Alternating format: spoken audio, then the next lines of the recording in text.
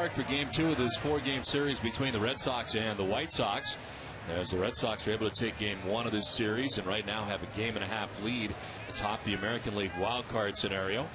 As the Red Sox continue this lengthy homestand, they have after tonight 2 more games against the White Sox, and then the weekend spent here at Fenway Park against the Toronto Blue Jays. So a chance to play well at home, where they certainly do. The Red Sox heading into tonight's action 20 games over 500 at home at 40-20. And the big thing is, Don, the Red Sox have got the bats turned around. There's really swinging the bat well, starting over the weekend and continuing it into this series here. And we showed the graphic in the opening tonight about those 2 out runs that they've been scoring. That's big for any ball club. Well, this is the way the American League East breaks down. They are 7 games back of the Yankees, who were idle last night. Of course, the Red Sox victorious.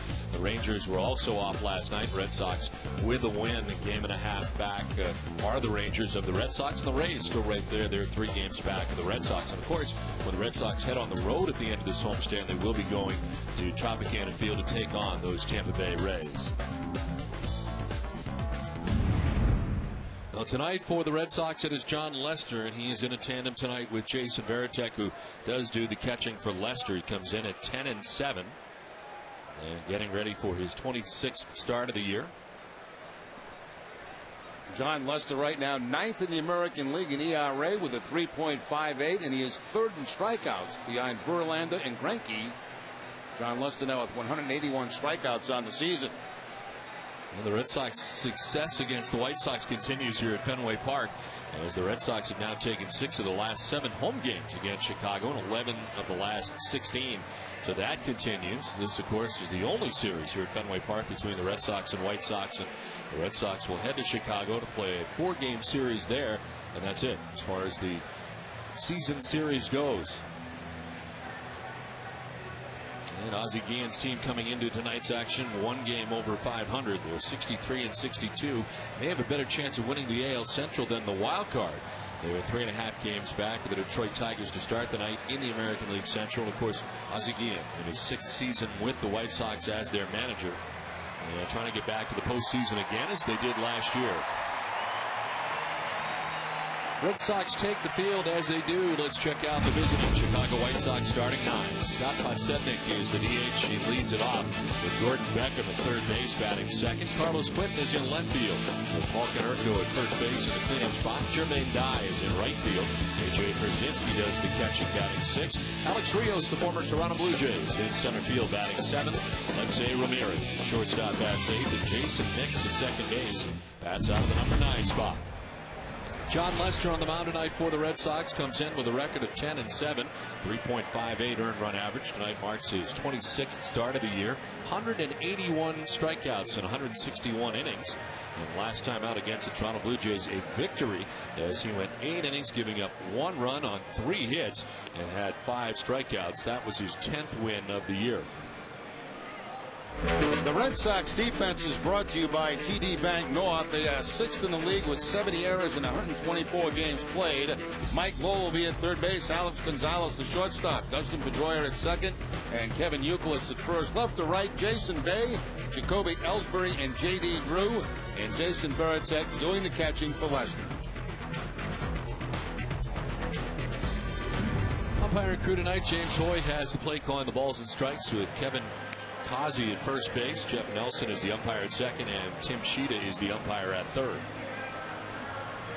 We're available. Those telecasts can be heard in Spanish by selecting the SAP button on your television remote. Enjoy the game. Buenas noches, amigos. It's turned out to be a beautiful night here at Fenway Park. It's 73 degrees, right to left across the outfield at 7 miles per hour. And partly cloudy is the anticipated forecast for the night. Appear to be precipitation free. Scott Podsednik about to step in here for the White Sox. Podsednik at 295, 4 homers and 38 runs batted in. This night in center field for the White Sox. Tonight being used as the DH. First pitch of this one is slap foul back to the screen, and it's 0-1. We're underway. Now Podsednik, who has 30 infield hits on the season, has Mike Lowell in very tight at 3rd base.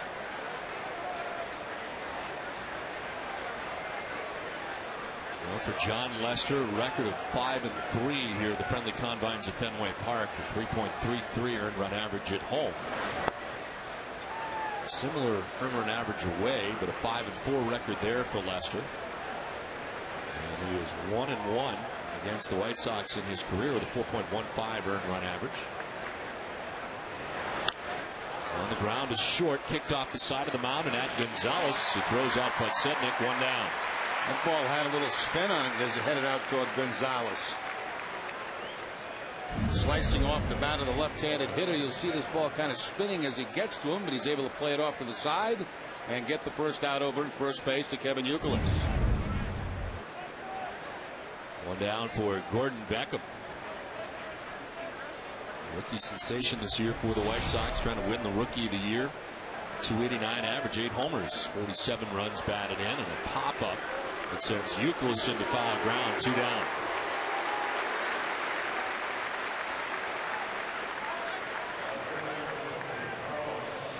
So 2 away, and Carlos Quentin coming up. That doesn't hurt when you're facing a guy for the first time he's never seen. John Lester swings at the first pitch. 1 pitch, 2 outs. Certainly helps out the pitch count, as Lester has 2 quick outs here in the first inning. Carlos Quentin, the batter.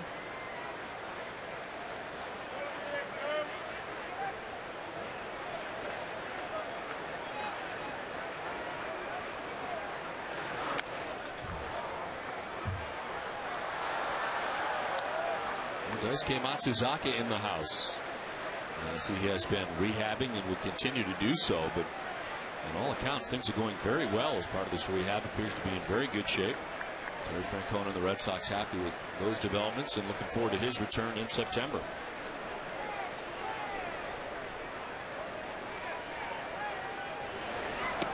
Often talk about late season trades and late season additions. It'd be great if Daisuke could go back to being Daisuke of say a year ago when he was 18-3 down the stretch. That would be huge for the Red Sox. He's been like the lost man around here, hasn't he? Yes, he has. I have to keep track of where he's been. You had to wonder at one point whether or not he was coming back at all. And it appears he is on target to do just that. You saw the tough numbers before going on the DL for the second time this season. The 0-2 is fouled off, and will do it again. Well, I don't know if this first inning is any indication, but these White Sox hitters have been very aggressive against John Lester. All 3 in this inning have swung at the first pitch. He's thrown just 7 pitches, 6 for strikes. He's got 2 down and ahead of Quentin, 0-2.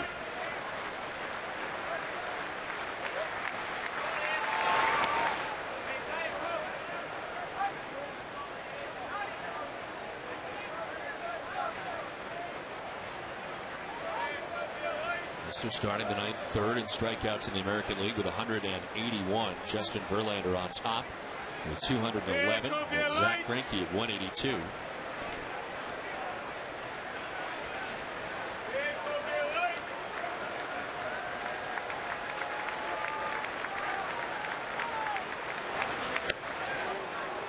Ball 2, and it's 2-2 to Quentin.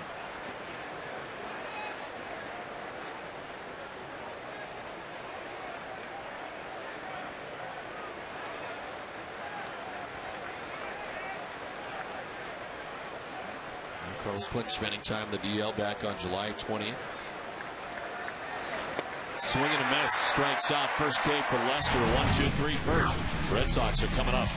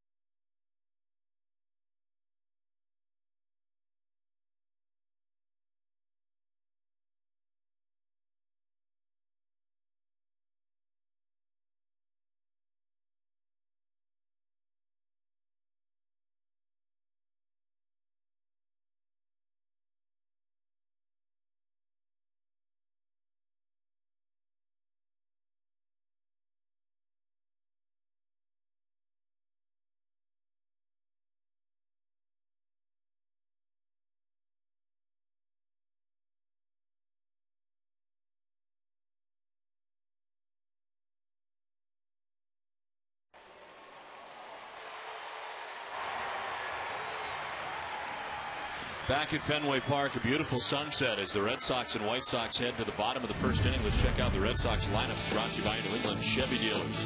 Jacoby Ellsbury at the top of that lineup in center field with Dustin Pedroia at second base. J.D. Drew in right field bats third. Kevin Youkilis at first base. David Ortiz at DH with Jason Bay in left. Mike Lowell at third base bats seventh. Jason Varitek does the catching. And Alex Gonzalez at shortstop bats ninth. On the mound for the White Sox, Freddie Garcia, his second start with Chicago and his second tour of duty with the White Sox. That's the strike in there, and it's 1-1. Garcia is signed by the White Sox, minor league free agent, back on June 8th after starting the year in the Mets minor leagues. He's been training with the Mets. He was originally going from the White Sox to Philadelphia back in 06. In exchange for pitchers Gavin Floyd at the time and Gio Gonzalez.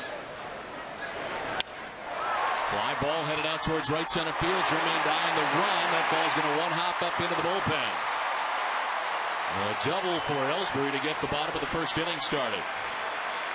Well, Freddie Garcia does not have the same velocity he once had. He's only about 88 miles an hour with the fastball, and Jacoby Ellsbury hooks it and one hops it into the Red Sox bullpen for the leadoff double. Red Sox will see that fastball, curveball, slider, and split tonight from Freddie Garcia. But again, not the same velocity hit his first time around with the White Sox.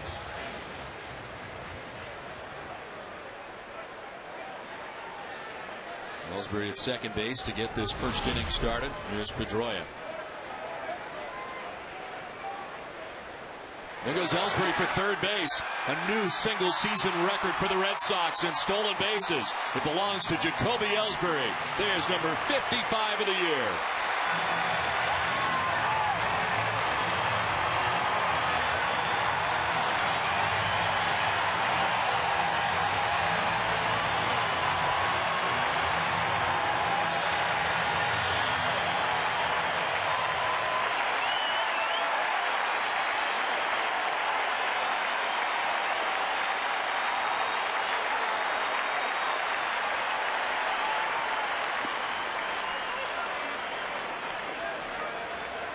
Well, you wonder how they're going to come, and this one comes at third base without even a throw from the catcher.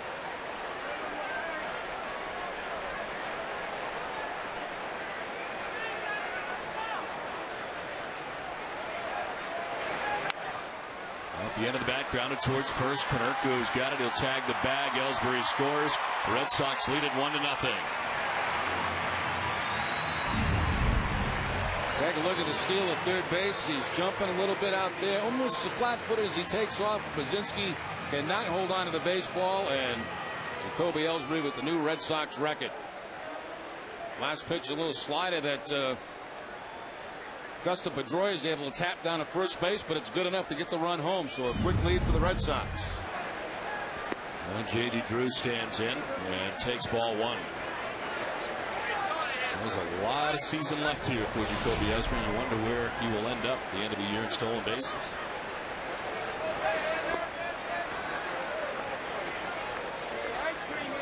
He can stay healthy. The sky's the limit.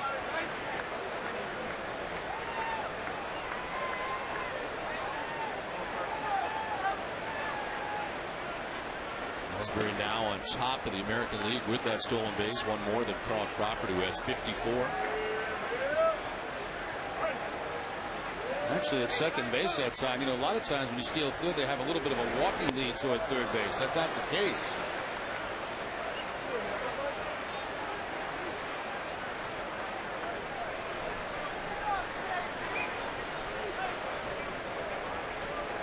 And it sets up a ground out by Pedroia and the first run of the night for the Red Sox as J.D. Drew takes a ball and it's a full count.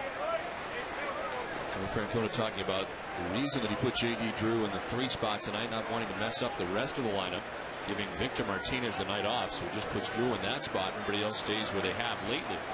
Trying to keep some sort of structure in the lineup on a daily basis. Ball 4 to Drew. Plus that, Don, and the fact that J.D. Drew's been hot, swinging the bat very well.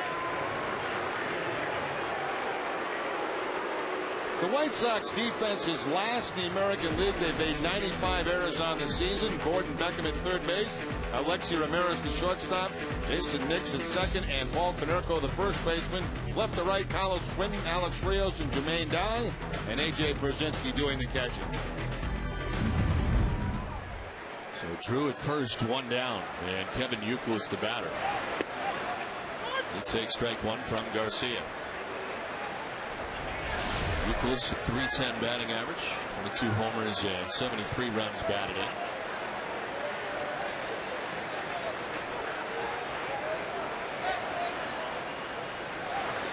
We were talking about lineups last night. I mean, how big a deal is that to be moving around so much as far as the lineup goes? I mean, Youkilis and Pedroia have been pretty much the same, but after that, it's been a little different every night. I think a lot of guys like to be locked into the same spot all the time. You know, it feels different, especially early in the ball game when you're used to hitting in the top of the order. You move to the bottom of the order. You don't get that at bat in the first inning. Well, a guy like J.V. Drew, it doesn't seem to bother him at all. They put him in the leadoff spot at times. They put him in the 3 spot, down in the 5 spot, 6 spot. Doesn't seem to matter to him, but I know a lot of guys like to be stable. They like to know where they're going to hit every day, but we've had a lot of different lineups, haven't we? Sure have. And Youkilis, for a long time, was the guy moving around the most. The one spot he said really didn't like was the leadoff spot. Other than that, really didn't care. And now, with as well as he's played in the last year plus, he's really settled into this cleanup spot for the Red Sox very nicely. Next time I can remember it, Don, I was very, very early in my career, and I was leading off for the Angels and not leading off very well. And they put me all the way down to that 9 spot. And that was the strangest feeling because, you know, the game starts, you used to get up, being the first guy up during the game. Like 2 innings go by, you haven't had an at bat yet.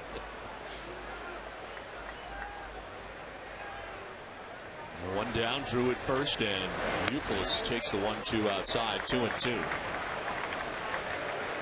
Imagine for you, getting that first at bat means the game was underway. I mean, you're right out of the gate. Yeah, I was usually 0 for 1 before. Almost immediately.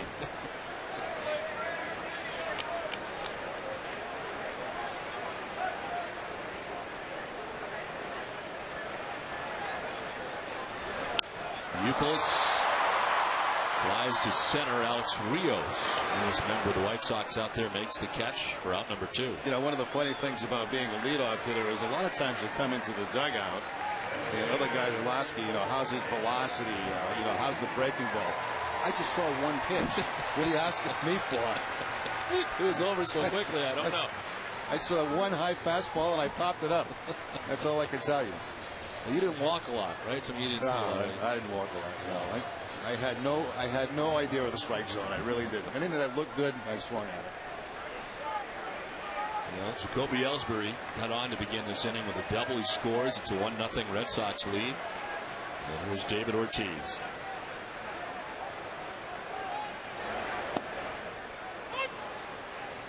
David tonight batting in the 5th spot. 227, 20 homers, 75 runs batted in. And he's pretty honest about batting 7th. He didn't like it. He's a guy who has a great deal of pride, has been one of the game's best hitters. Produced well out of that 7th spot, but certainly didn't like it. And there for strike 2, and it's 0-2.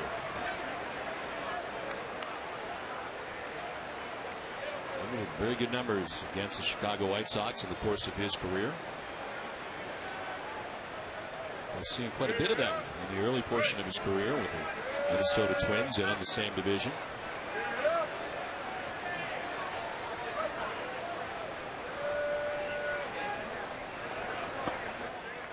Grounded into the shift a couple of times last night. This is as deep as you'll see a second baseman play in the shift in this alignment with Jason Nix out there in right field. I'd be afraid to play that deep as a second baseman. I may not be able to reach first base on a ground ball.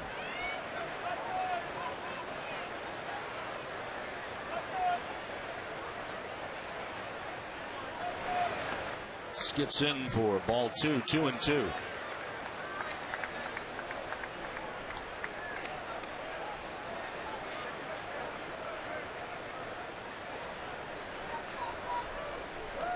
So the 20 home runs for David Ortiz against the White Sox. That's 8th against the White Sox among active players. Troy Glaus is 7th with 21.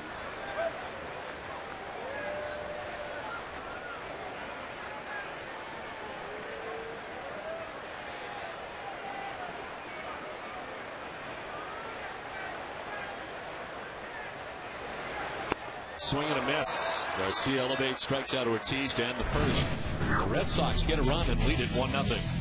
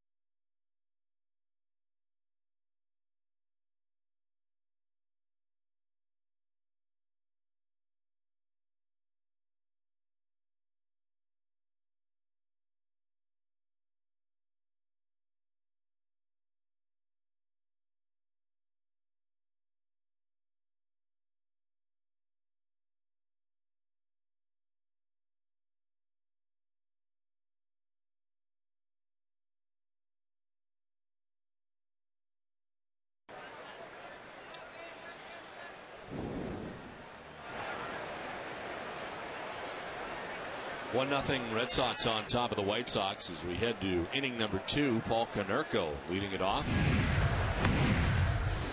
Take strike one from John Lester on 10 pitches. Retired the side in order in the first inning.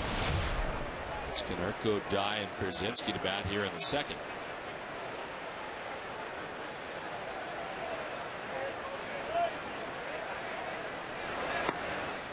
On the corner, and it's 0-2. Change up that time from John Lester on the outside part of the plate to quickly get ahead of Paul Konerko. Peanuts, guys, nuts here. It's going to be a good night if he can get that all night on that outside corner. That's a pretty generous strike zone out there for him. He's back out there, but too far this time, and it's 1-2. Veritek trying to stretch it out as much as he possibly can. So Toy has the plate tonight for the umpires. Top numbers for Konerko average-wise. A couple home runs in the last 15 games.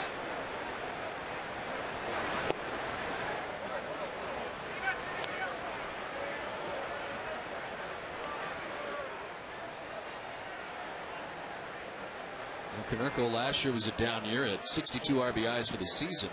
This year already surpassing last year's total, 75 runs batted in. 20 home runs for the 10th time in his career. He's had 20 or more. Fouls it straight back, and it's 2-2.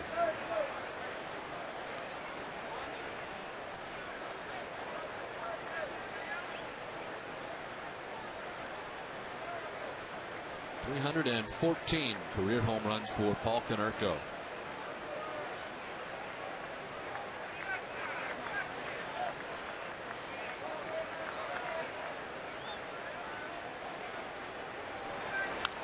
This one foul down the right field line, out of play.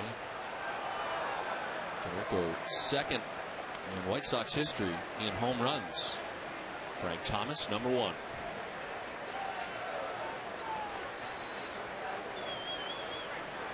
Jermaine Dye waits on deck. AJ Pierzynski after Dye here in the second inning for Chicago. Konerko rips it foul. Now Konerko putting on a pretty good at bat here. Fouled off the curveball, and Lester tries to throw that fastball inside. He hooks it and pulls it foul. Giving John Lester a good battle.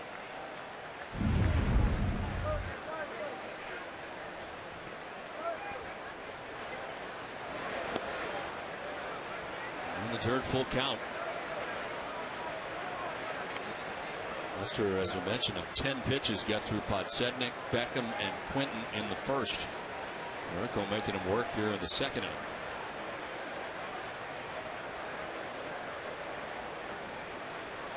This will be pitch number 9 of this at bat for Konerko.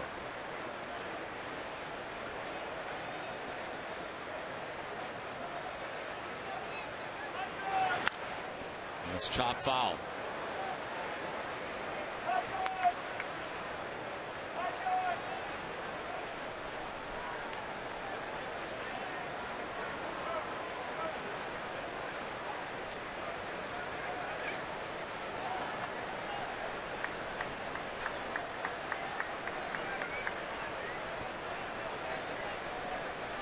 Pitch 10 of the at bat.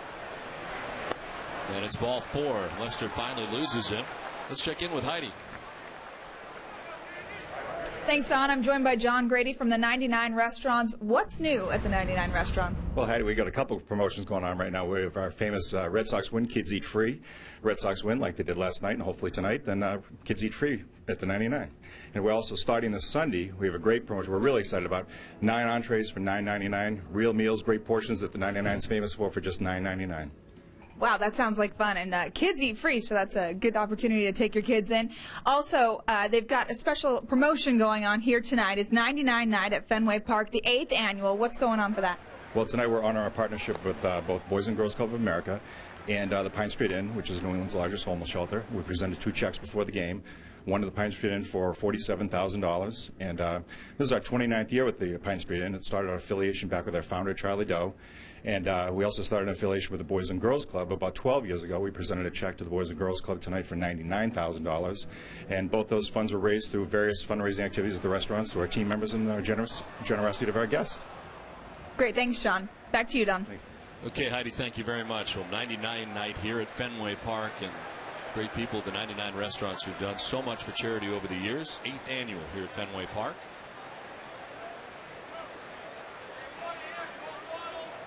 Paul Konerko has led the second inning off with a walk. Jermaine Dye with a count of 1-1.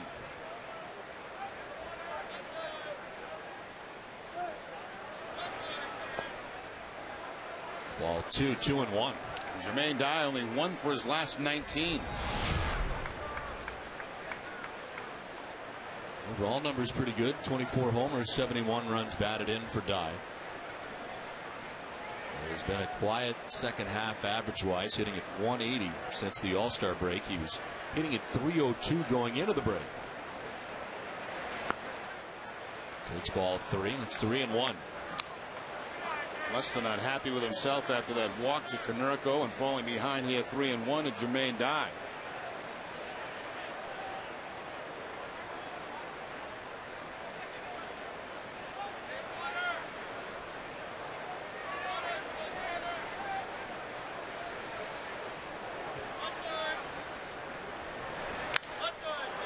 Up the middle and by the dive of Gonzalez into center field. Jermaine Dye with a good at bat and a base hit to center, and all of a sudden the White Sox had something going in the second. Yeah, got himself in that 3-1 count. He got the fastball he was looking for. It sounded like it might have been a little bit toward the end of the bat, but good enough to shoot up the middle for the base hit.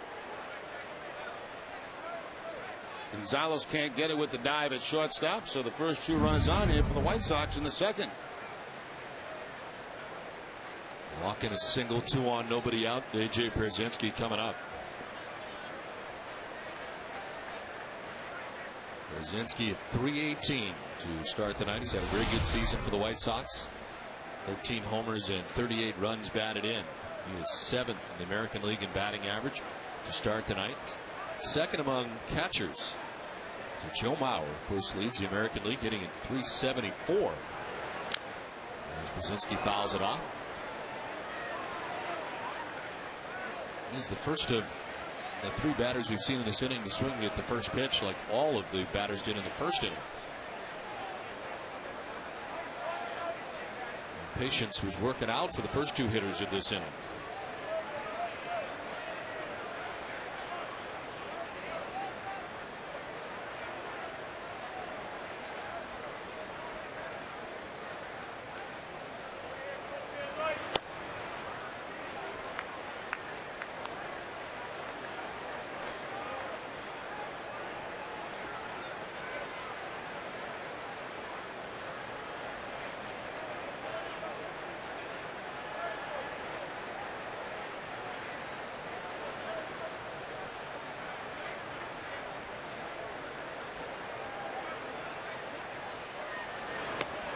It's away, and it's 2-1. Brzezinski with that wide open batting stance. He has that right foot opened up toward first base, but when the pitch is coming in, that's when he steps directly toward the pitcher.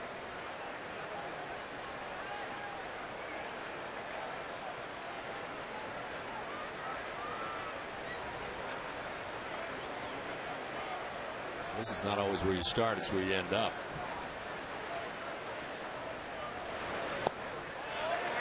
Did he go? Yes, he did. Tim Sheehan, crew chief, third base umpire, said he offered.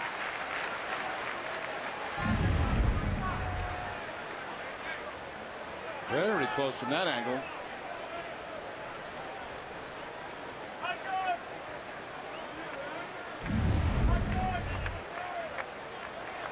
So it's 2-2 to Brzezinski. Paul Konerko at second base. Jermaine Dye at first. Strike three call. Brzezinski not happy at all. Second strikeout from Lester. The curveball gets him, and there's one away. Yeah, I'm not sure it's exactly where Lester wanted the curveball. I think he wanted it away from Brzezinski. You can see Veritek set up away, but it stays inside, and actually becomes a better pitch. It fooled Brzezinski.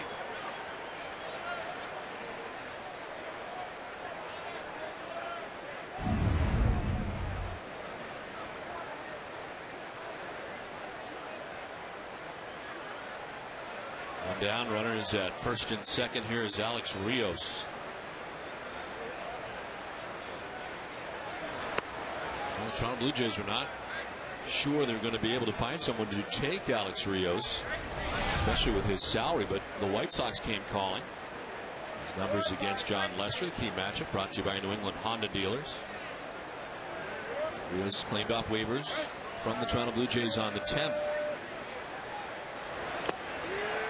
Appeared in 809 games in the Toronto Blue Jays uniform from 04 through 09. A two-time American League All-Star, 06 and 07. And of course, formerly a Toronto Blue Jays first-round pick, 18th overall back in 1999.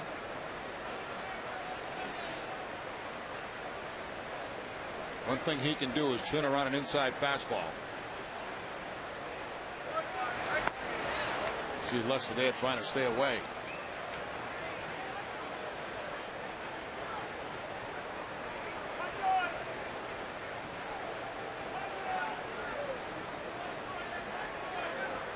Since joining the White Sox, Rios with a .216 batting average, 8 for his first 37, with a home run and 2 runs batted in.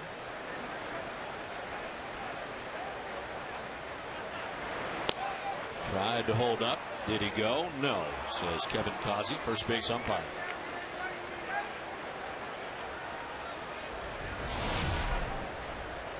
Overall numbers for Rios this year between Toronto and Chicago.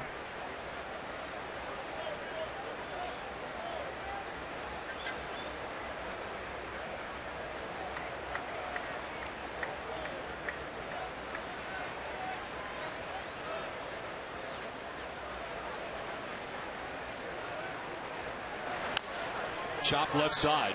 Gonzalez will go to second base, and holding on to the bag is Pedroia for the out. That was close. Almost pulled the foot. They do get the middleman and Jermaine Dye for the second out of the inning. A nice play by Dustin Pedroia, because that flip from Alex Gonzalez was heading out toward right field. Pedroia making the play on the scoop and also keeping that foot in the bag to get the force out. And then getting out of the way to make sure he doesn't get cleated.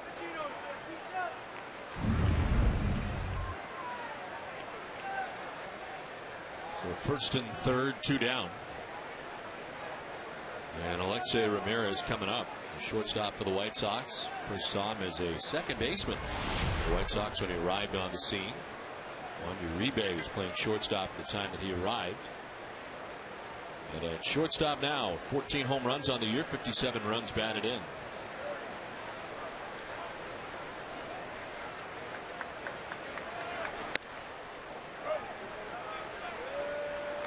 Lester's had to throw 26 pitches in this inning already. The NESN.com scoreboard. Yankees off to the fast start tonight against Texas. Tampa Bay on top 2-1.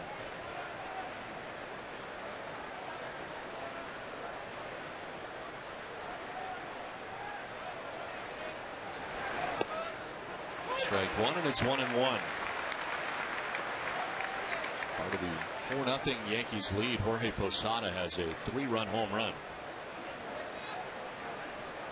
Welcome back to Yankee Stadium.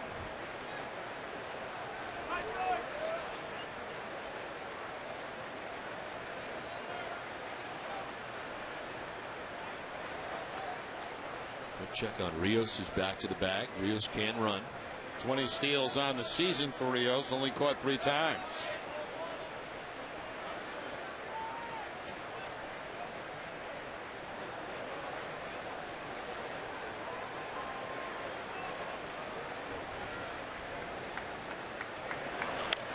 This one sliced foul, and it's 1-2.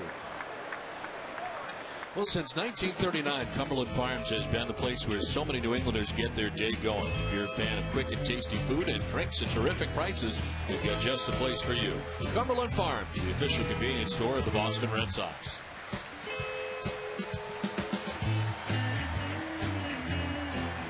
Two down in the top half of the second inning, 1st and 3rd for the White Sox. And Lester ready with a 1-2 pitch. Seeing Veritek try to get on the same page.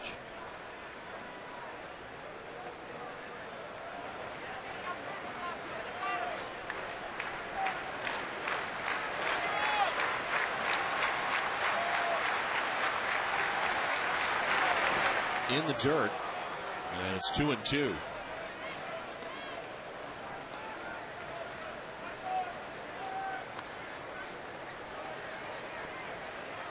Ramirez with good career numbers here at Fenway Park. A couple of years now with the White Sox. Missed some time earlier this year, missing 7 games with a sprained right ankle. They're at the corners with 2 down.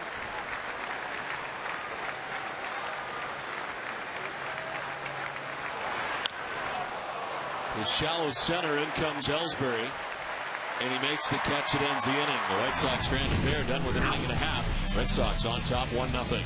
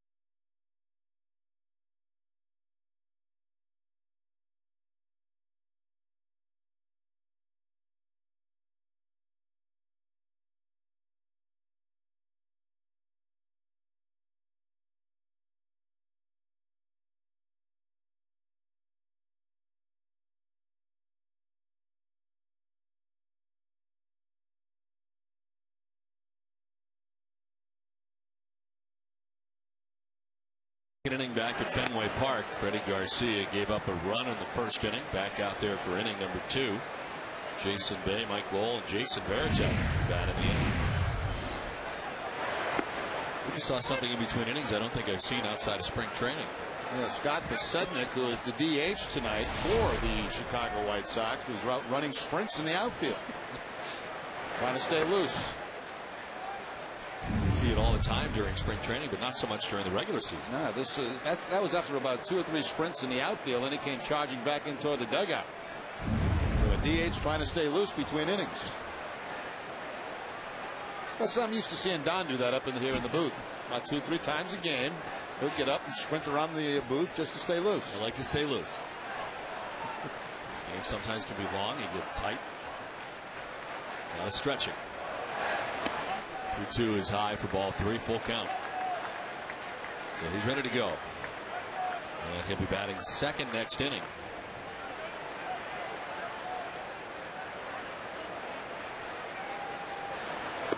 Strike 3 call.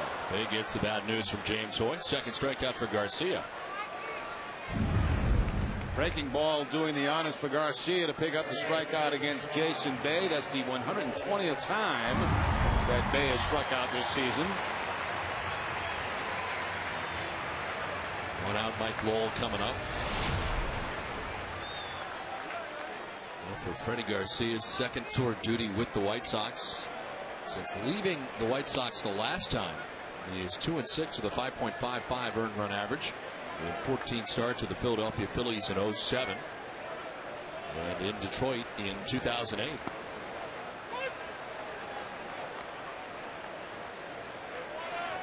Originally going to the White Sox the first time with catcher Ben Davis, with cash from Seattle for Miguel Olivo. And the ground to third. That one jumps up. Beckham still got time to recover and then throws one high. He looked up after the bobble and realized he still had a chance to get Mike Lowell. Can't get him and is charged with an error. See how this ball takes a little bit of a bad bounce. It looks like right there, yeah, up on the arm of Beckham at third base, and realizing Lowell was running down a line, he'll still take a shot at first base, but the throw's going to be off target. Didn't pick it up right away. He thought it was to his left, but it was to his right.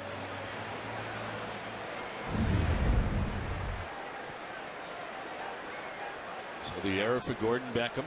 One out of the inning. Base runner at first for Jason Varitek. Catching tonight at 223. 14 homers, 47 runs batted in. And the recipient of strike 1. Well, the Red Sox took advantage of some breaks in the ballgame last night. They got one right there. Now the biggest of those breaks last night came from the starting pitcher Jose Contreras. All he had to do was tag David Ortiz and get out of what turned out to be a disastrous inning.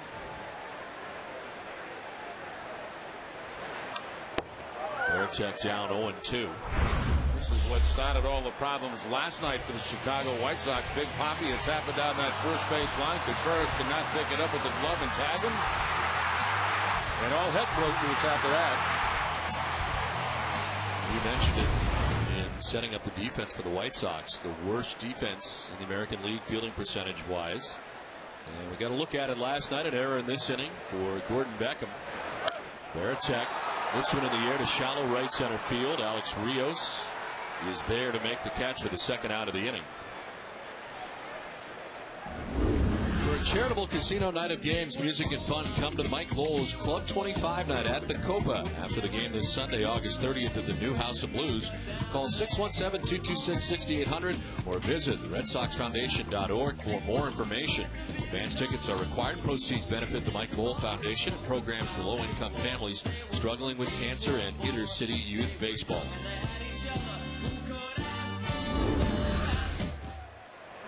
Two down, Mike Lowell is at first base, and Alex Gonzalez is the batter. Who sang that song, Don, at the Copa? Barry Mantle. Very good. You got all the CDs? Yeah, Mandy was big. The 0-1.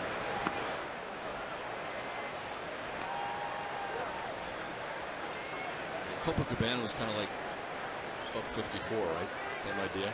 A bit different. I don't know. Don't ask me, Don. I have no idea. Era, isn't it? Well, I've been to Studio 54. That's what I was thinking. Yeah. Club 54. What a freak show that was.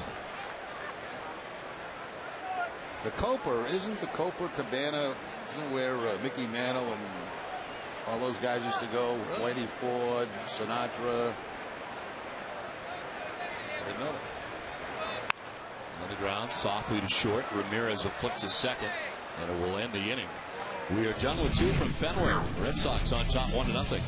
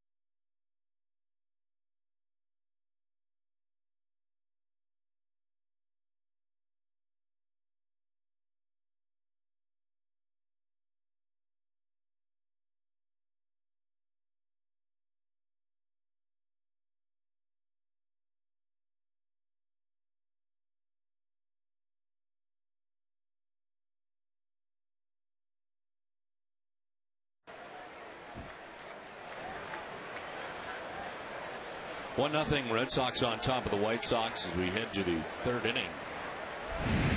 Jason Nix, second baseman for Chicago, leads it off and takes strike one. It's Nix, Podsednik, and Beckham out here in the third inning. Lester at 41 pitches.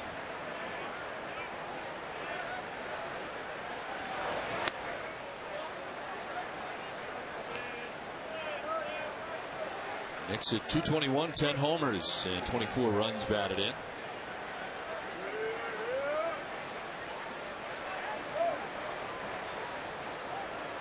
One hit in his last 15 at-bats. Help the Jimmy Fund reach its $5 million fundraising goal in this week's telethon by visiting their all-star online auction on eBay. Bid on more than a dozen unique packages, including joining the Red Sox grounds crew, getting a voicemail from Dennis Eckersley, or a Sox-Yankees weekend getaway. Check out the packages at bid@ebay.com/JimmyFund.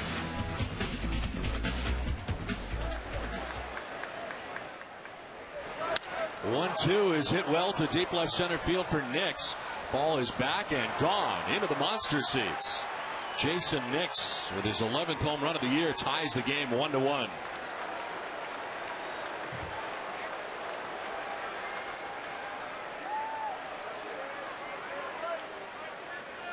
Now we saw Beckham go deep last night. Now it's Nix. He gets a fastball right over the heart of the plate and takes it to the monster seats for, as Don mentioned, number 11 on the season. So the number 9 hitter in the lineup, taking John Lester deep.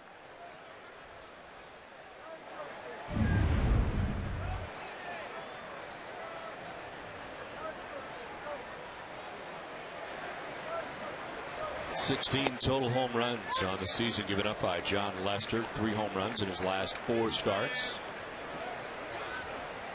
But it's 16 on the season that he has given up. Podsednik with a swing and a miss, down 0-2. John Lester really had Podsednik fooled on that outside curveball that time. Off balance swing. Peanuts, guys, nuts here. Peanuts. See if he goes back to that same breaking ball now with the count 1-2.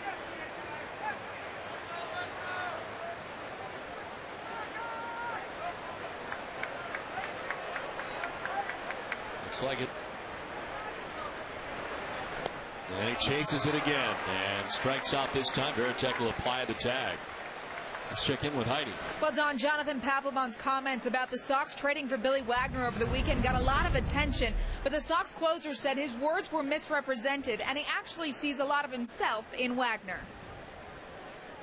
I've watched him throughout the years, and I think you know, the biggest thing is he pitches with heart, you know, and I love guys like that. You know, I like guys that go out there and they wear their heart on their sleeve and you know what, I'm going to get you or you're going to get me type attitude.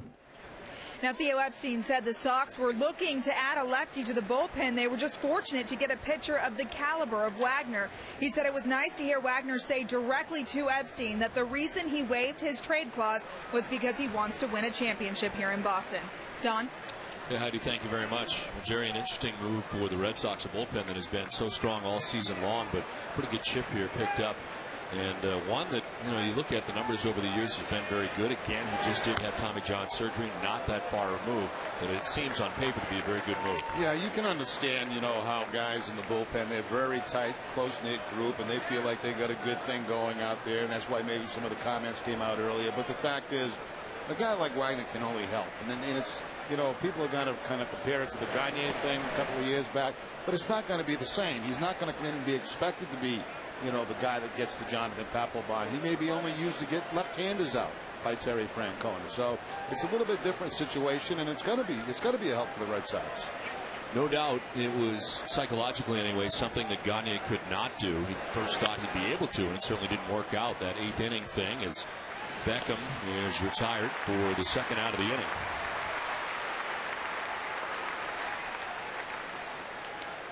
The resume outstanding for Billy Wagner, 6-time National League All-Star, 385 saves, a 2.39 career ERA. Remember early in the season, Don, and it hasn't happened very often where Jonathan Papelbon was not available maybe to close the game. We're talking about Saito probably doing that. You know, now you've got a guy like Wagner that may be able to do it when Papelbon needs a day off.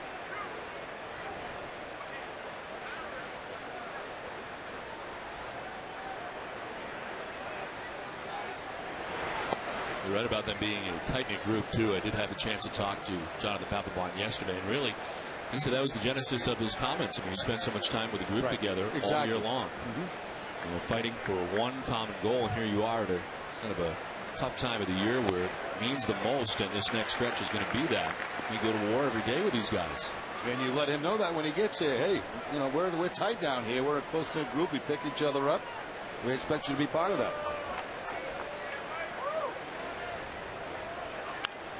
This one fouled off down the right field line.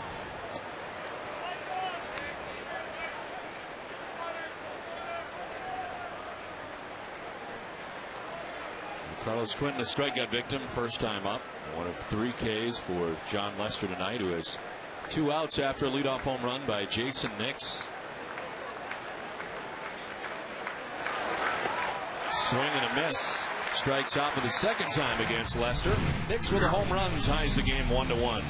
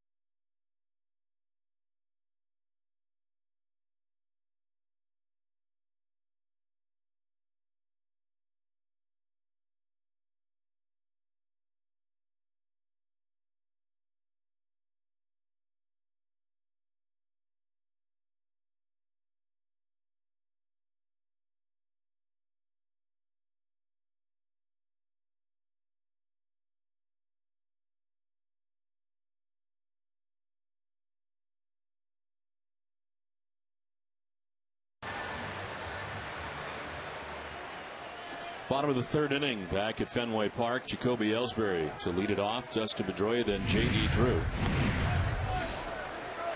Red Sox and White Sox now tied 1-1. Ellsbury with a double, his first time up. Now it's a fly ball to straightaway center field. Alex Rios is out there, and he makes the catch for the first out of the inning. Well, tonight's Chevy Equinox August road trip contest contestant is Jessica Rosario of Hartford, Connecticut. If a Boston player hits for the cycle in tonight's game, Jessica will win a 2010 Chevy Equinox, most fuel-efficient crossover vehicle on the highway. Visit Nesson.com/Chevy for your chance to win. A beautiful night here at Fenway Park in a 1-1 game with 1 out in the 3rd inning.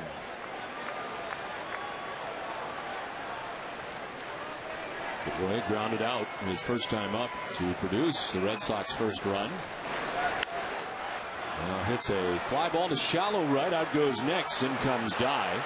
And Jermaine Dye makes the catch, 2 down.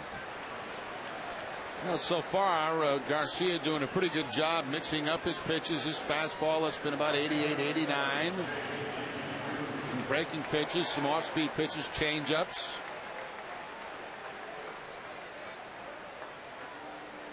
Holding the Red Sox to just the one hit. The double by Ellsbury to lead the ball game off for Boston.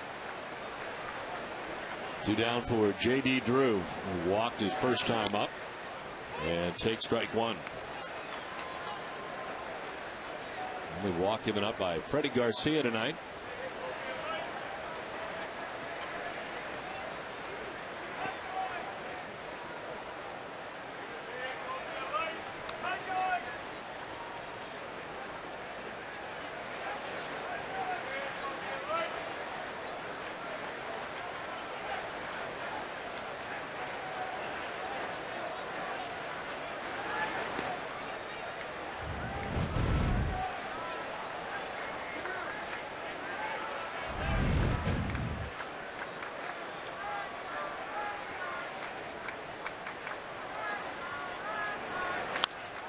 To left field and a base hit for J.D. Drew. Going to get through to the track and the wall.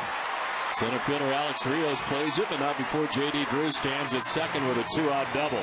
Nice job of J.D. Drew taking what Garcia is giving him, and he gave him a fastball up and out over the plate to the outer third of the plate, and he just flicks it into the left center field gap for the double with 2 outs. Drew not trying to pull that ball, goes with the pitch and picks up the double. So 2 down, Drew in scoring position, and here's Kevin Youkilis. Youkilis flied out center field, 0 for 1.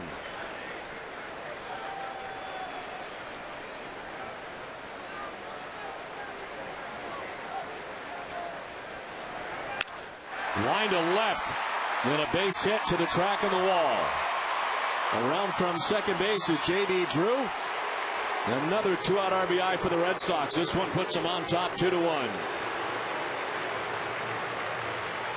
Red Sox jumping on a couple of mistakes. A high fastball that J.D. Drew hits the other way. Now a hanging breaking ball right over the middle of the plate, and a line shot down and off that wall. Youkilis was thinking about 2, but quickly put the brakes on and get back to first base. Picks up RBI number 74 in the season. So more 2-out damage as David Ortiz takes ball 1 from Freddie Garcia. Second look for Ortiz at Garcia tonight. David struck out swinging in the first. Red Sox into that shift with Nix in right. Outside for ball 2, 2-0. Nix is playing almost on Newbury Street.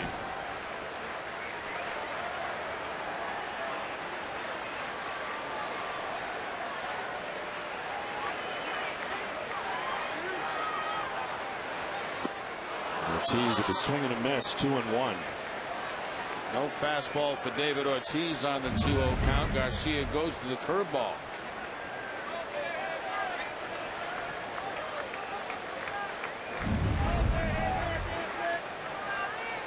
All this coming with 2 outs in the inning.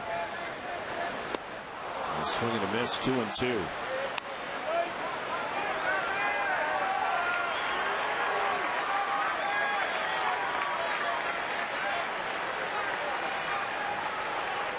Texas getting 2 back against the Yankees, 4-2 New York. And the Rays opening up their lead 6-2 now over the Blue Jays.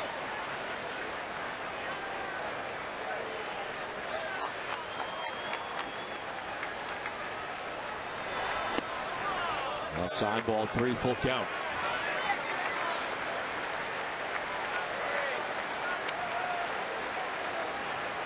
We talk about it off the top, the 2-out run scored by the Red Sox, and that's a pretty amazing stat. That is amazing.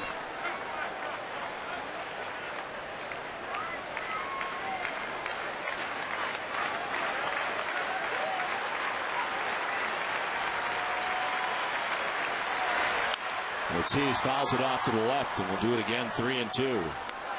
I want to remind you to get one of the best sports sections in the country delivered to your home every day. Sign up now for convenient Boston Globe home delivery.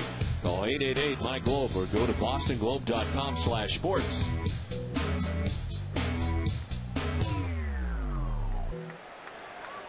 Two outs here in the home half of the third inning. Kevin Youkilis at first base.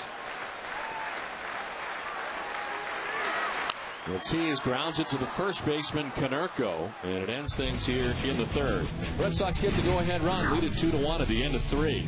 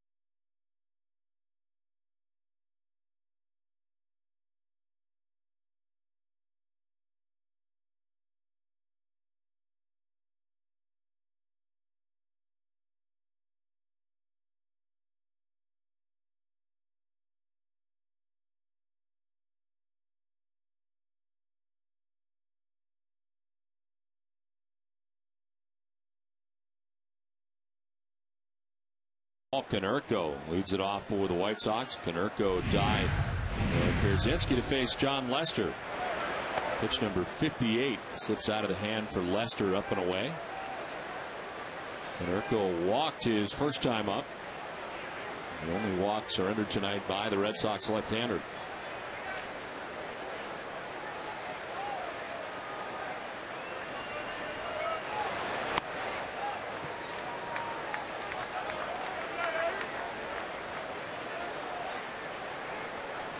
Lester had 4 straight, no decisions.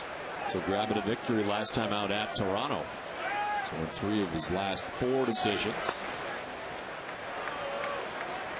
And the first left-handed pitcher for the Red Sox to post 10 or more wins in back-to-back seasons. Since our friend Frankie V. Frank Viola did it 92-93. Bruce Hurst doing it 4 times. In there for strike 1, 3-1.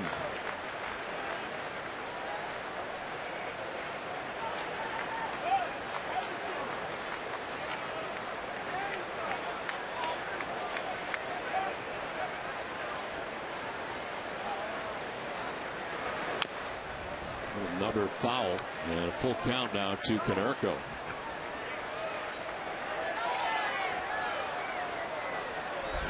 Jermaine Dye waits on deck.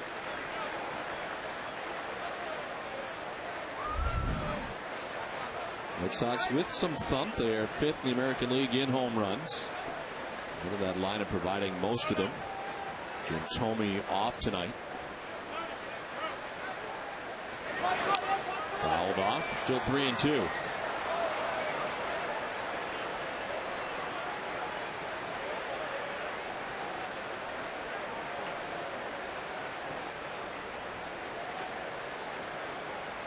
Red Sox who may have an easier time winning their division than the wild card. 3.5 games to begin the night behind the Detroit Tigers. Tigers in Los Angeles later on. Ground ball to third base. Mike Lowell scoops it. Low throw dug out by Youkilis for the first out of the 4th inning.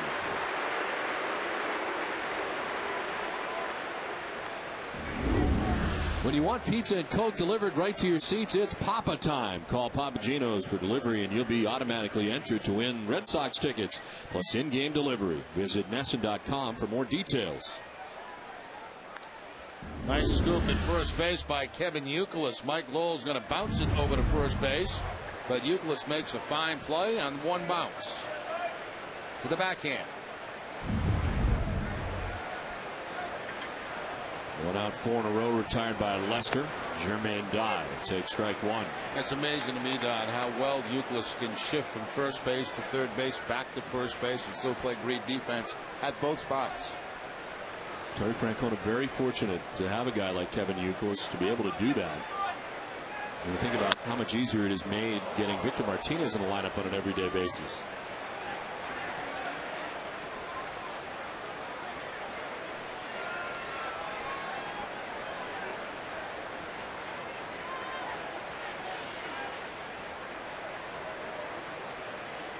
I remember the early stages of Youkilis becoming a first baseman. He was worried about the footwork mostly in spring training. What does he do? He goes out and wins a Gold Glove.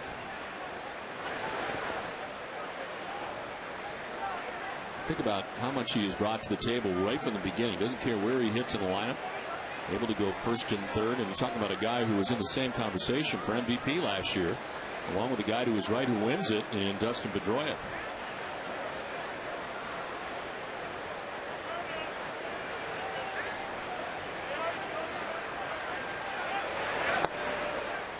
Takes ball 2, didn't miss by a lot.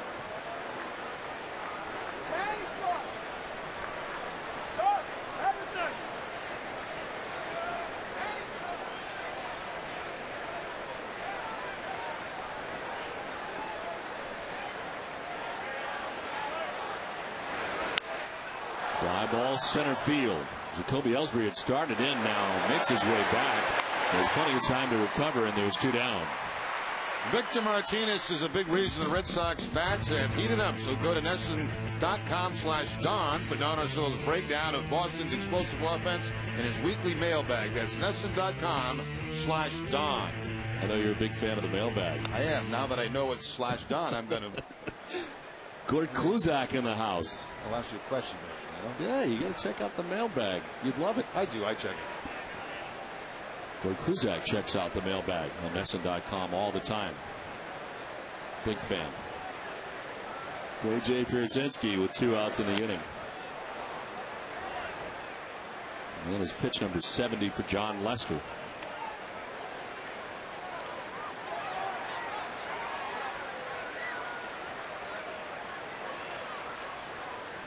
For those who have not been to the new NESN.com, it's got a new look to it. Very nice. Easy to get around. Lots of video.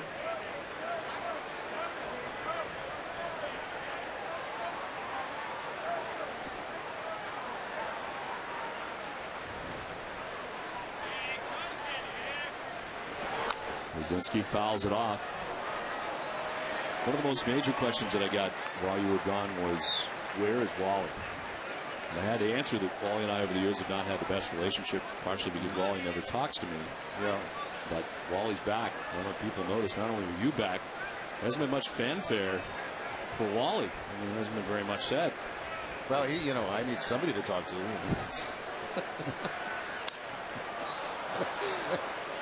Fly ball to left field. Understands what I'm going through. It's the catch just in time. Walter looks terrific. 2-1 Red Sox.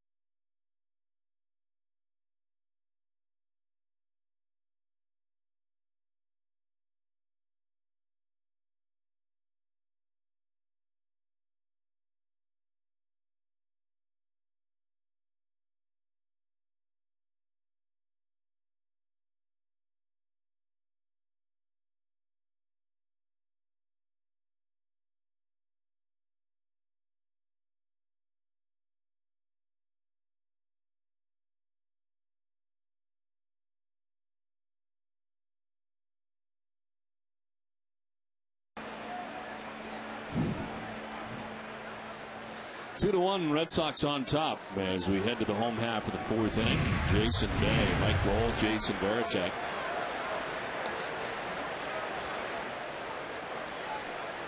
Bay struck out looking in the second inning. 1 of 2 Ks tonight for Freddie Garcia.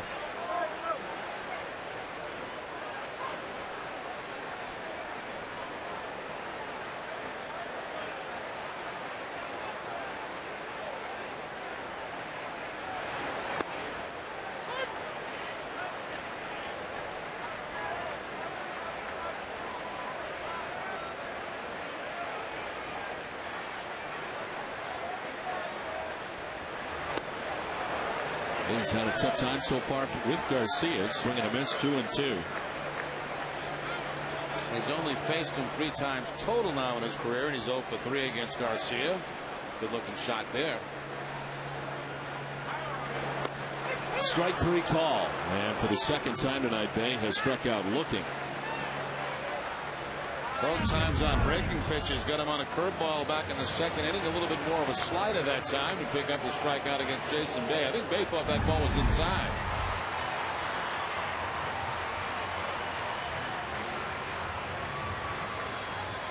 One out, Mike Lowell coming up, reached on an error by his counterpart at third base, Gordon Beckham, in the second inning. Line down the left field line, a fair ball. In the corner, Carlos Quentin trying to gather it. Lowell trying to get to second base. It's cut off, and he'll get there standing. A 1-out double for Mike Lowell. 9-game hitting streak now for Mike Lowell. That fastball's supposed to be away. It stays inside, and Lowell hooks it right down that left field corner. I don't know why they cut this ball off. It looked like it might have been a close play at second base. Quentin tracking it down. He makes the off-balance throw, but it's cut off by Alexi Ramirez. I don't think Ramirez was in tune with that. No. As Quentin certainly was. He could see it and got rid of it in a hurry. Ramirez cut it off like it was assumed that Lowell was going to take second base. He was not quite there yet. 9-game hitting streak now. The double for Lowell. 1 out. He's in scoring position for Jason Varitek.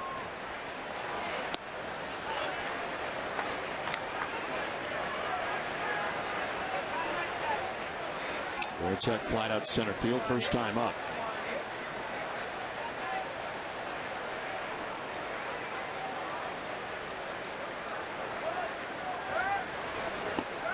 Swing and a miss, and it's 1-1.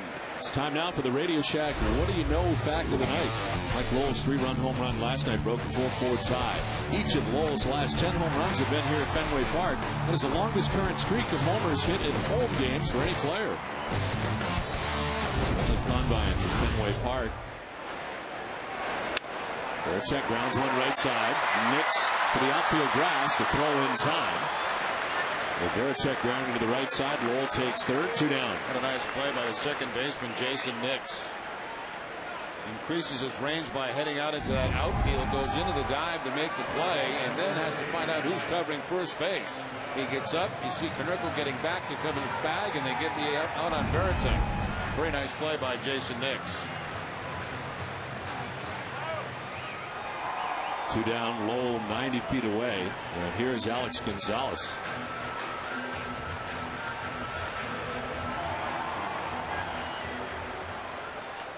Terry Francona was asked about Alex Gonzalez, and certainly anything he does offensively is a plus. But Terry was quick to point out what a nice feeling it is these days to know that anything headed to short is an out.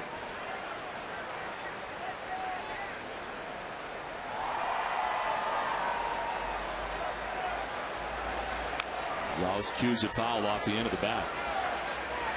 It's time now for the Aflac trivia question. Tonight's trivia question brought to you by Aflac. We've got you under our wing. Was the only pitcher to save 30 or more games in each of his first 4 major league seasons. We'll have the answer for you a little bit later.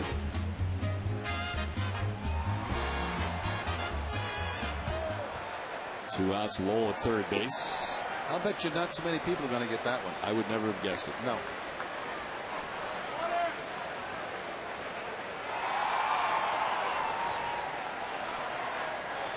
The numbers last night offensively for Gonzalez against the White Sox out of his number 9 spot in the order. Take that anytime.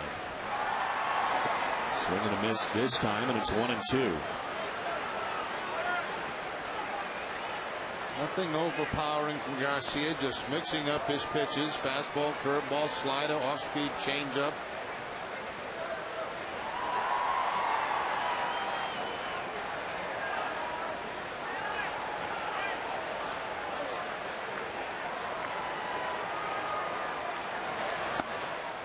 Outside 2-2. One of the hardest fastballs he's thrown tonight at 91 miles an hour.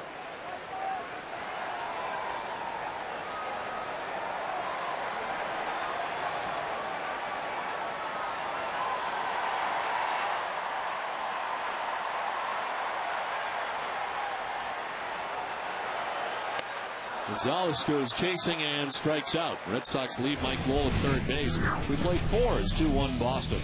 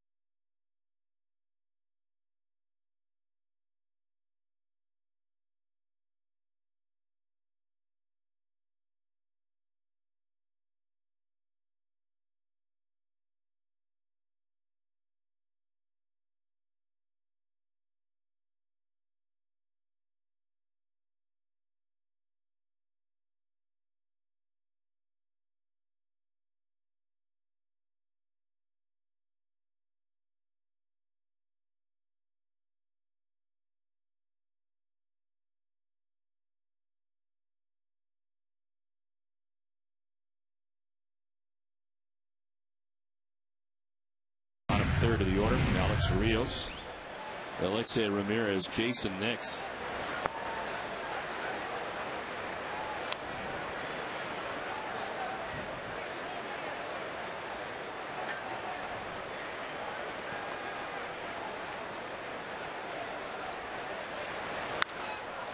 High fly ball to left as Jason Bay makes his way back to the wall to make the catch. No more room in which to work. One out in the fifth. Let's check in with Heidi. Thanks, Don. I'm here with Dr. David Dooley from the University of Rhode Island, and you guys just did a contest, a Think Big contest. Tell us about that. It was a contest to generate ideas in high school students for how we can change the world, make it a better place. And here's our winner, Ian Nunes, who wrote a terrific essay on global education and how to produce educational materials that'll reach every kid in the world regardless of where they live and how much money they have. A terrific big idea. It sounds like a great idea. Now, you were just instated as the president of URI recently. What are your first impressions there? You know, it's a terrific university. We love the opportunity to be here, to be back in New England. We were 15 years in Massachusetts, then in Montana, now back here. Great people, great opportunities, great value. It's absolutely a splendid place to be. We're very excited. All right, and even coming from Montana, he's still a Red Sox fan, so he's got the first thing down right. Thank you very much. Back to you, Don. All right, Heidi, thank you very much. Congratulations to Ian. He was up here before the ball game. Got a chance to meet him and his parents here at Fenway Park tonight. This one was rolled over foul. Great program put together by the University of Rhode Island. Those beautiful campuses in the country. Glad they could be along. Congratulations to the new president of URI as well.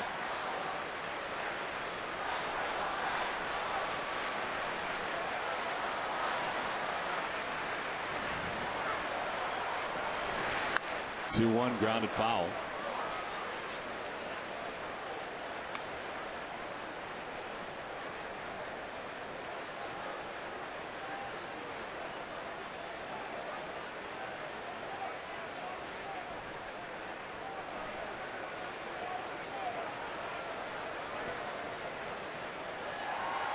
Two and two to Alexei Ramirez. Fly ball out towards left center field. Kobe Ellsbury camps underneath. There's two down in the fifth. Well, we usually see a lot of ground ball outs from John Lester. Quite a few fly ball outs in this game tonight. Matter of fact, the last 4 outs have been on fly balls.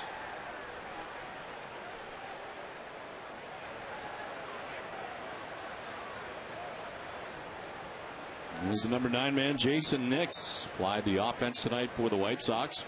Home run in the 3rd inning. His 11th home run of the year. And at the time, tied the game 1-1. The Red Sox pull ahead with a run in the bottom of the 3rd. Lester going to work on the landing area.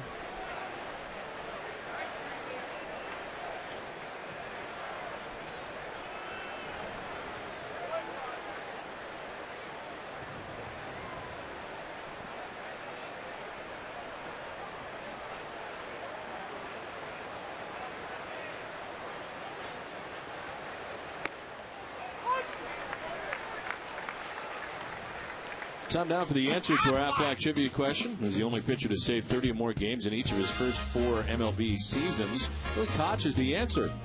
One more save. Papelbon will join Koch's exclusive club. 31 saves in 99 with Toronto, 33 with Toronto in 2000, 36 with Toronto in 01.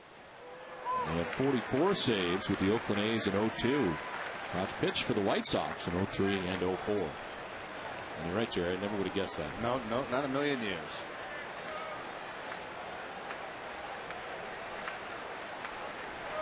Eight in a row retired by John Lester. 2 down here in the 5th.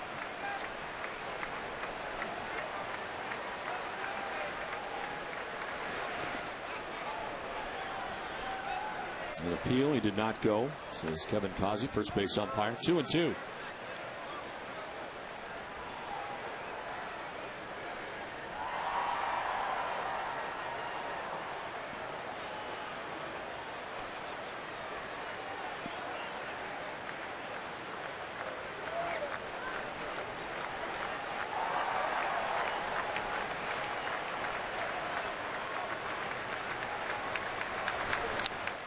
Tap foul, do it again, 2 and 2. Lester starting this 5th inning, having thrown 72 pitches through the first 4 innings.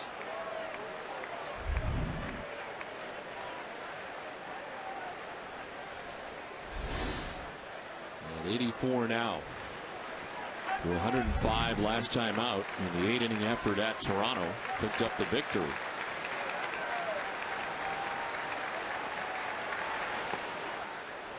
Ball 3, full count.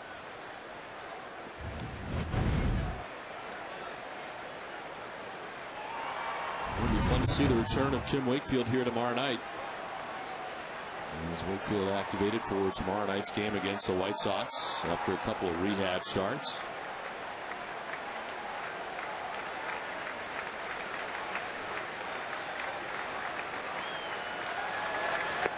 Strike 3 call. 5th strikeout for Lester wraps up the top of the 5th. Halfway through this one, it's 2-1 Boston.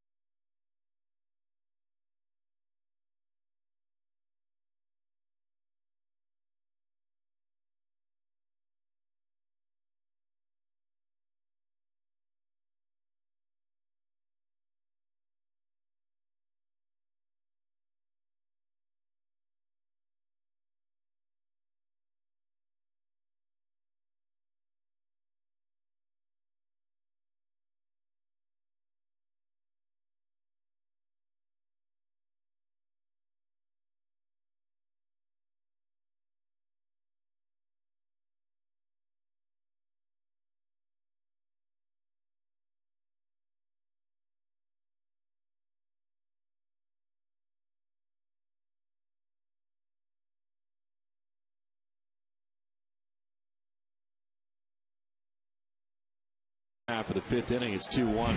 Red Sox on top. Jacoby Ellsbury leading it off, taking strike one. Ellsbury, Pedroia, and Drew to bat in the fifth. Jacoby had a double in the first, stole his 55th base of the year. New single season record for Red Sox base stealer. And he would come around to score the Red Sox first run of the night. It's time to bring you up to speed with the AT&T Rapid Rewind. Here is that 55th stolen base, and it was of third base.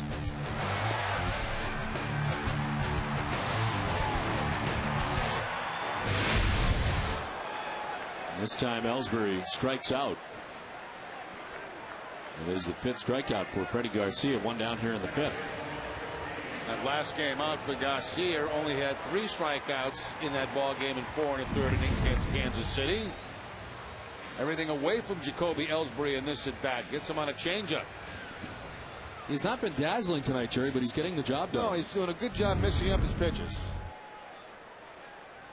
He has held the Red Sox to just 2 runs so far through 4 1/3. Showing him a little bit of this, a little bit of that. Starts him off with a slider that time, Dustin Pedroia. Pedroia's grounded out to first, flied out to right, 0 for 2.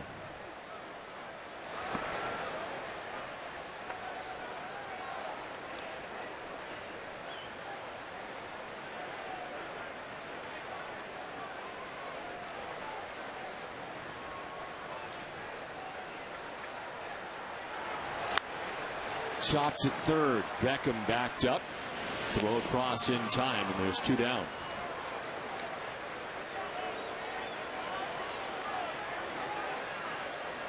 Jerry, you look terrific. You've been way a while, but you've been working out, I can tell. Well, lost a lot of body weight, but the head got bigger. Traveling incognito on the other side. We look like Secret Service. Seriously, your chest has never looked so good. Well, thank you, Donald. In there for a strike. It's the best compliment I've had in months.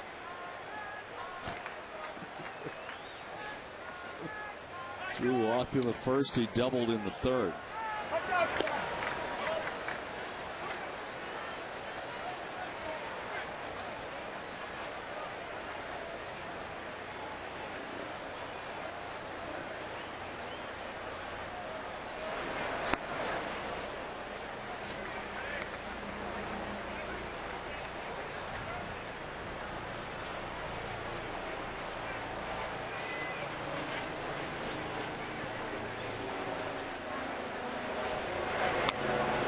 Back to the mound. Garcia spryly off the hill, fires to first in time to get Drew. To 1-2-3 fifth. We played 5. It's 2-1 Boston.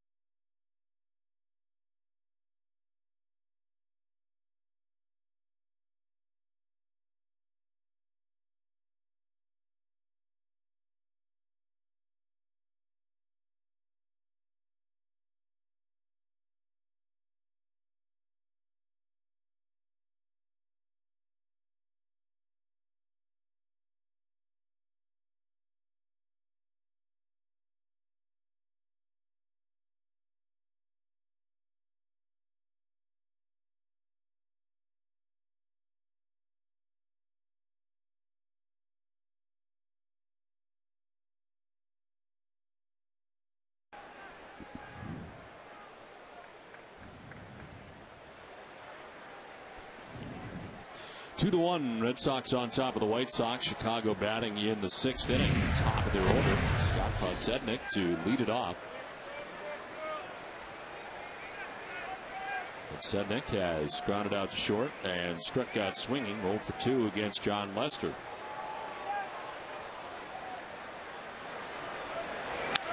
Ground ball up the middle. Pedroia to his right, a step or two. And one down here in the 6th inning. Time for a game break, and Tom Caron, TC.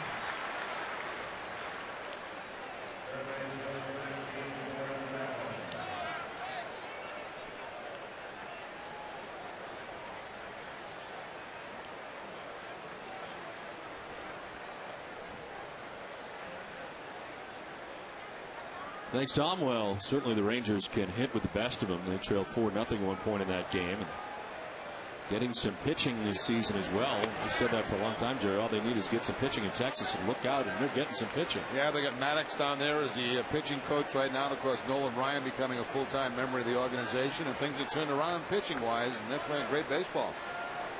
You had to think with Nolan Ryan taking over that they had a chance to go in that direction. You've been close with them for a lot of years. I had lunch with him, or actually dinner with him last year down in Texas, and he said, I'm going to have a lot to say this offseason. Maybe I don't like what I have to say, but I'm going to say it anyway.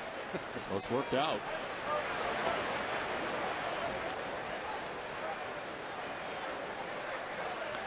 Well, for a charitable casino night of games, music, and fun, come to Mike Lowell's Club 25 at the Copa. After the game this Sunday, August 30th, at the New House of Blues, a limited number of $25 tickets for the event, and were just released. Call 617-226-6800. Visit the RedSoxFoundation.org for more information. So it is popped up foul off first. Youkilis makes the catch, and there's 2 down. I tell you what, for $25, that's a good take. That's going to be a heck of a night, and that's a pretty decent price. Advance tickets are required. Proceeds, of course, benefiting Mike Lowell's Foundation and programs for low-income families struggling with cancer and inner-city youth baseball. Mike, who's done so much for charity over the last couple of years, of course, had the Dancing with the Stars last year, which was a great deal of fun, and this one will be as well. We hope you'll be there on Sunday night. Again, 617-226-6800.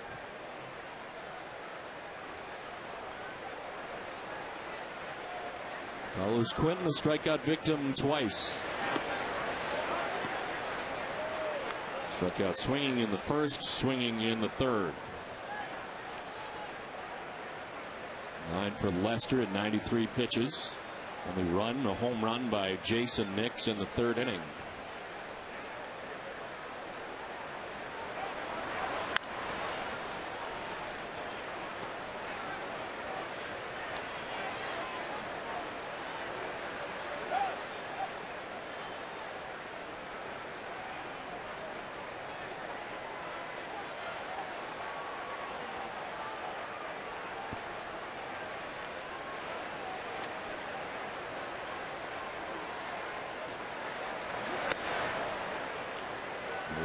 Lester not pleased with his last delivery, and it's 2-1.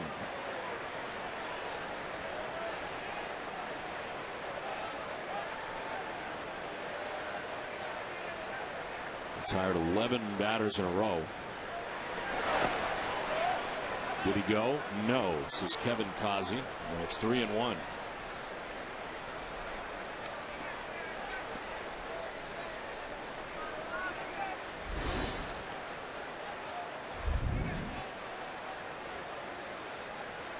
Konerko waiting on deck.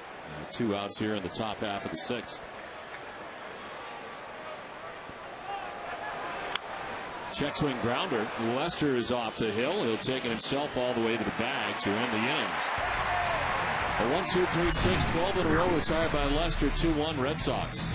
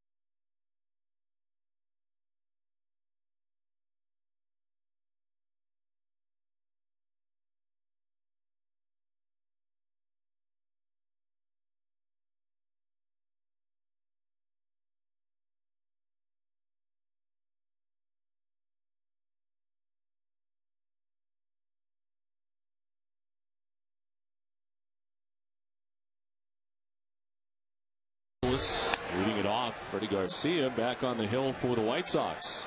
And a 1-2-3 fifth inning. He's retired 5 in a row.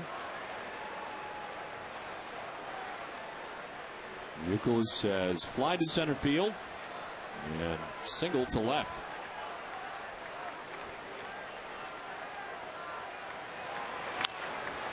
Grounds it foul, evens it count at 1-1. It's time for the league leaders, and it's brought to you by Olympia Sports. Remember, the Red Sox size up in August. Their ranks in the month of August offensively. First in home runs, first in walks. Ground ball to short, Alexei Ramirez. There's one out in the 6th. NESN's newest show, Pocket Money, presented by Ace Ticket, continues tonight. Hosted by New England superfan Paul Fitzy Fitzgerald. Pocket Money gives people on the streets of New England a chance to win some extra cash just by answering general sports trivia. Catch the knowledge and the laughs on Pocket Money tonight, immediately following Sports Desk. Hey, we took $30 faster from him last night than anybody ever. Fitzy was foolish. No, I think he was kind of surprised by how well we did. Now we got a little secret from Fitzy. We were getting the answers from the truck. Fitzy. It was fixed. It was a sting. He was hustling. He didn't even know it. We had a good acting job, though. You know? Except we both nodded at the same time. Les Kent came into our ears with the answer, and unfortunately both answered at the same time. So it was grounded down to first. Konerko's got it, and there's 2 down. Fitzy's probably very upset wherever he is right now. Hang with him, Fitzy. That $30 goes to a good charity, though. Well, 2 down here in the 6th inning. 7 in a row retired by Garcia. Jason Day coming up. He has struck out twice, both times looking.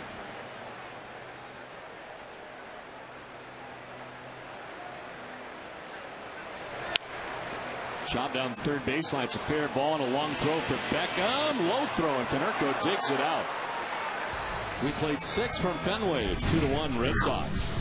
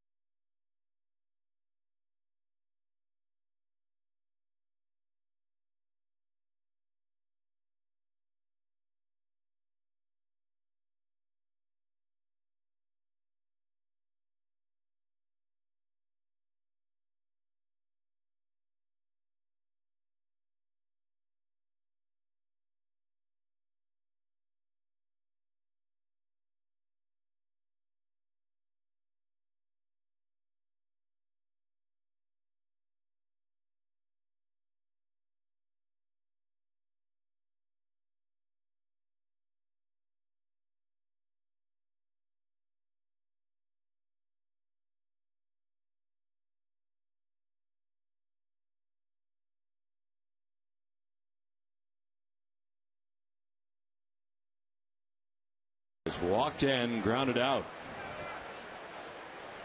John Lester starts the 7th inning, having thrown 97 pitches through the first 6 tonight. Line into left field, a base hit. Konerko's first hit of the night, second time he's been on base. Had a very good at bat against John Lester back in the second inning, eventually drawing a walk. Now he jumps on the first cut fastball from Lester. One is supposed to be a backdoor cutter, but it stays out over the plate, and Konerko with the base hit to lead off the seventh. Okajima and Del Carmen warming for the Red Sox as Lester starts the seventh inning. Papelbon limbering up behind them.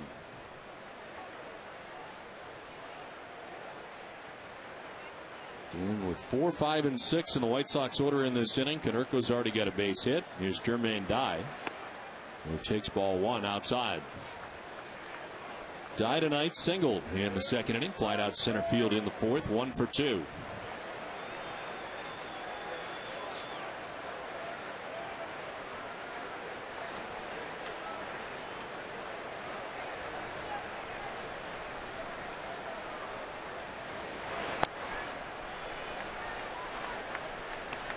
An even 100 pitches now for John Lester.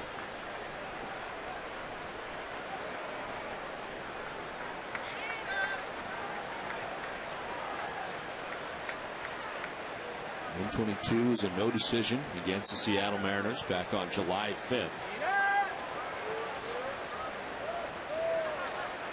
It's 2-0 to Dye. It's ball 3, 3-0. He's walked only one batter, and it was Paul Konerko back in the second inning. AJ Brzezinski on deck. White Sox batting in the seventh.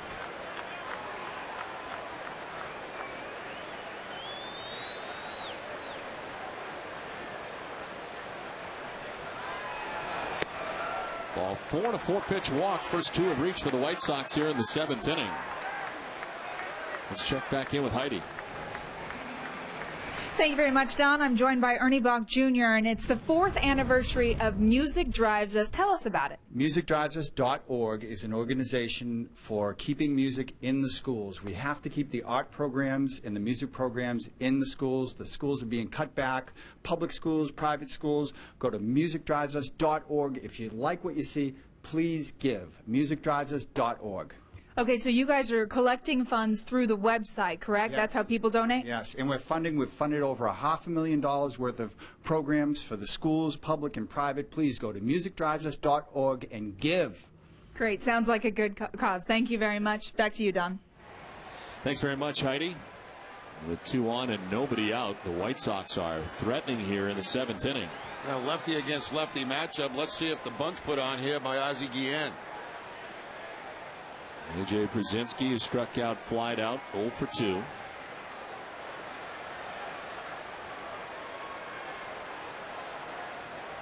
And Grass anticipating that bunt is Lowell.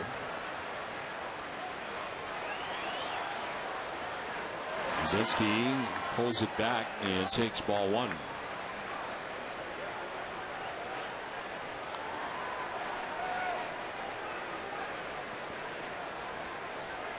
The base hit to begin this inning broke up a string of 12 in a row retired by John Lester. A single for Konerko, who's now at second base. Jermaine Dye walked on 4 pitches.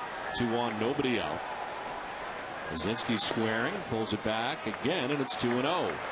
6 straight balls for John Lester. It's quite possible they may take the bunt off now with the 2-0 count and let Brzezinski have one swing at the 2-0 fastball possibly. Talking about a guy offensively who's had an extremely good year. .318 batting average coming into tonight's action.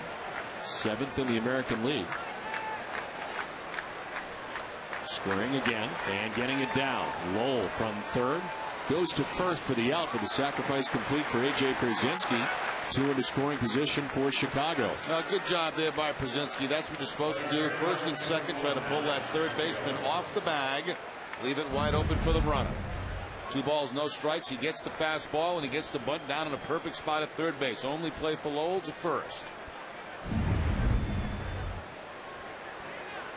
Dunkin' Donuts is in its 10th year of hosting local youth groups and charitable organizations in the Dunkin' Dugout. Special seating section at Fenway Park. Thousands of children have had the chance to catch a Red Sox home game thanks to Dunkin' Donuts. 1 out, second and third.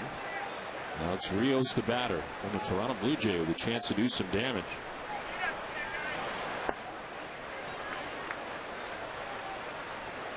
Brewers tonight reached on a fielder's choice in the second inning. Flied out to the warning track in the fifth.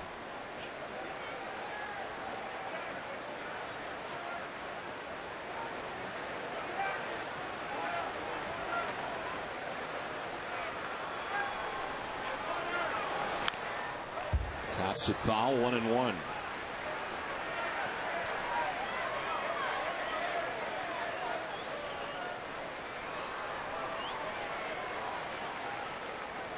Konerko at third base, Dye at second base, 1 out.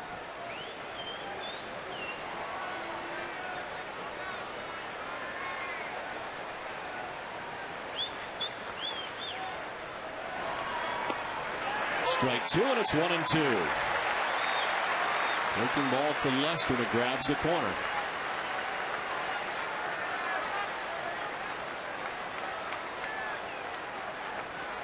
Up to 108 on the night. Already surpassing what he had last time out, 105 in 8 innings that outing against the Blue Jays. 1-2 is a line drive to right. Drew coming in to make the grab. Tagging is Konerko. He tries to draw the throw, doesn't go, and remains at third with 2 down. I'm a little bit surprised there they did not send Konerko from third base.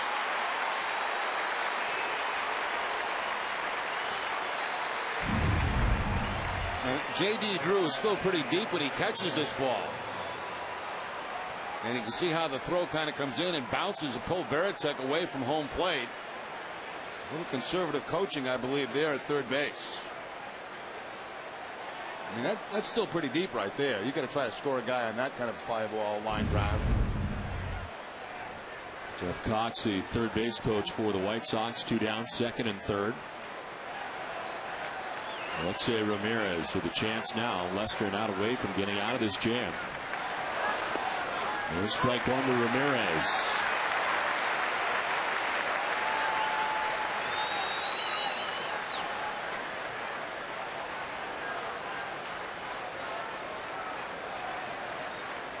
I think he's getting a run back. Texas still on top, 7-5 Tampa Bay, leading 7-2 over the Jays.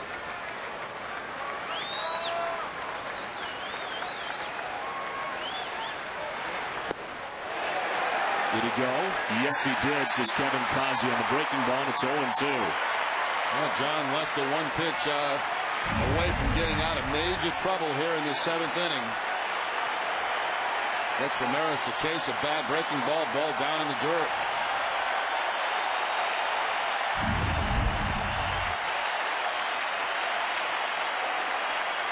Second and third for the White Sox. 2 down in the 7th inning, a 1-run game.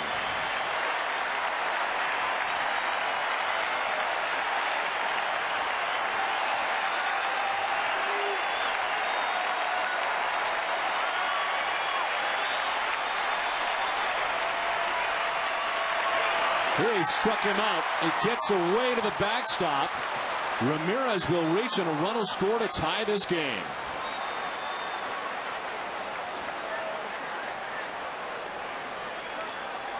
Bad luck for John Lester and the Red Sox. The wild pitch ties the game. Sure was. He snaps off a great curveball and gets Ramirez to chase it, but it's going to get by Jason Veritek. That ball hit the side of the plate, it looked like, and changed directions on Veritek all the way back to the backstop. And what a strange way to tie the ball game.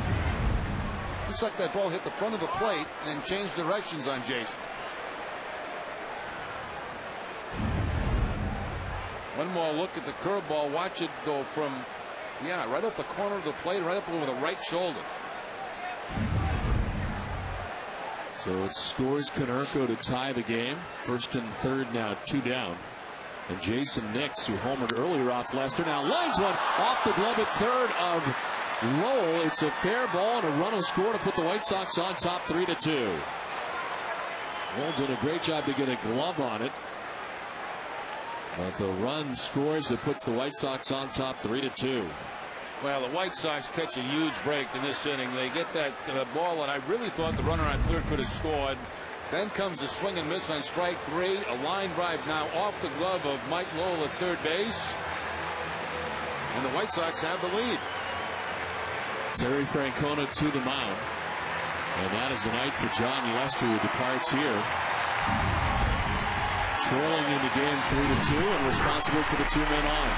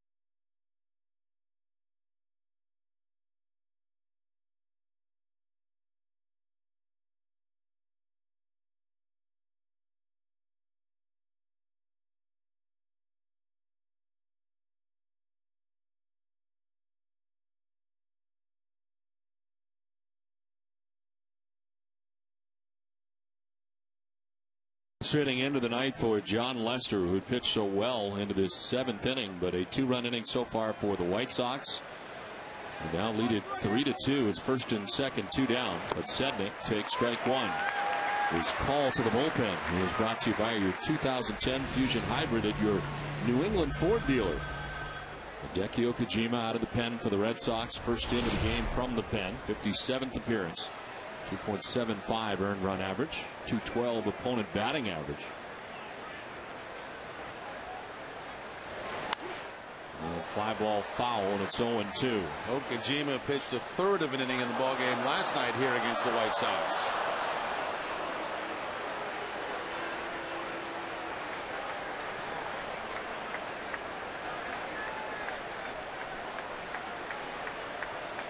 Alexei Ramirez at second base, Jason Nix at first base, 2 down.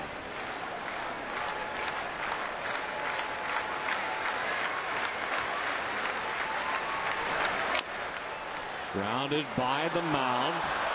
Youkilis with no play at first will hold on to the baseball.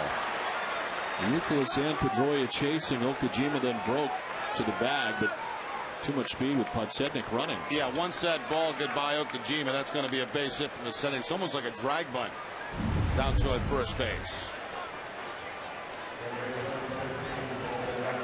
Okajima can't get there on the backhand. Once as committed as Youkilis is to it, there's no way to get Podsednik at first base. This has been a crazy inning. Nothing has been hit hard, and the bases are loaded. 2 runs are in. Gordon Beckham, the batter, he is 0 for 3 in the game.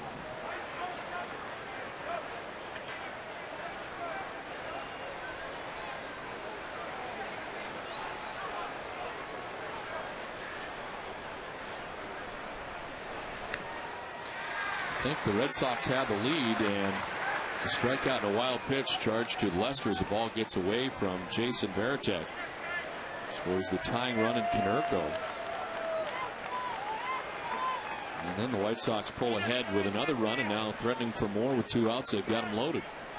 Lester ends up throwing 113 pitches and is on the hook.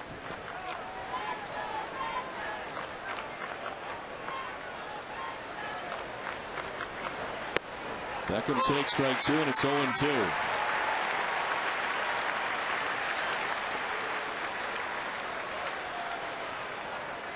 Thornton is up in the pen for the White Sox. We've gotten very good pitching tonight from Freddie Garcia through the first 6 innings. Garcia retiring the last 8 Red Sox that he faced. So far an 18-minute wait for Garcia. He's thrown 88 pitches through the first 6 innings. 0-2 to Beckham.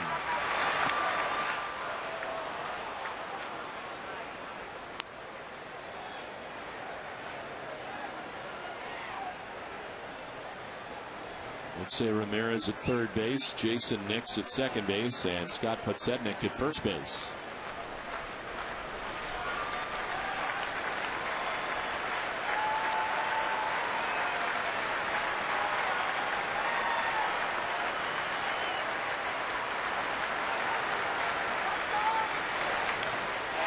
Fouled off third, second, and hangs it 1-2. Take a look at the tough inning for John Lester. He gets the big strikeout, but the ball's going to hit the plate and then bounce away, carry him away from Jason Varitek. And following that, Nix comes up with a line drive base hit right off the glove of Mike Lowell.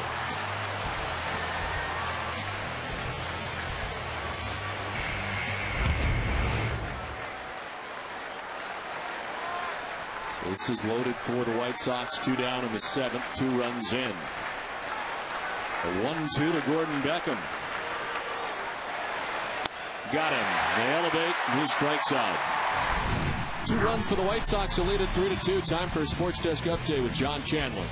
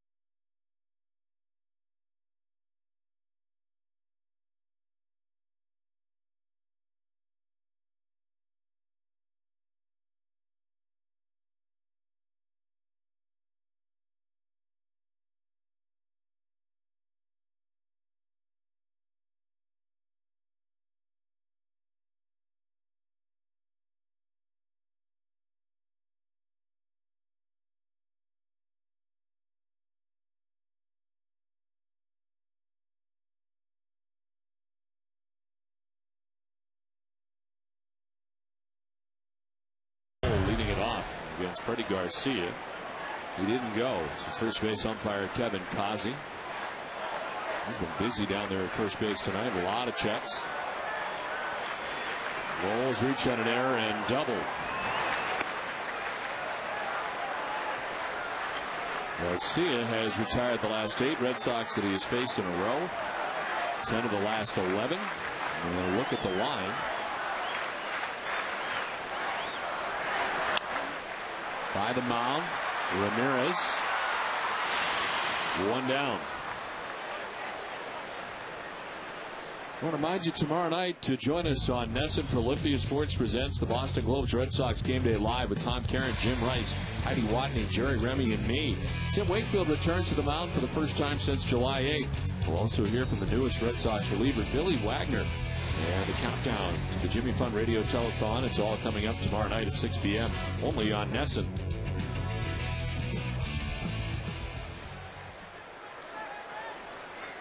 One out in the 7th inning. Jason Varitek takes strike 1.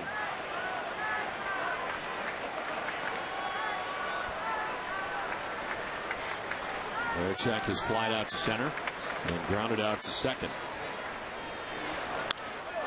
Fly ball towards right center field. That'll get in for a base hit. Rios back at the wall to play it, but not before the captain is at second base with a one-out double. Well, the Red Sox have not had many hits, only 5 hits in the game, and 4 of those have been doubles. Like a split of that time from Garcia that Veritek takes out toward the Red Sox bullpen.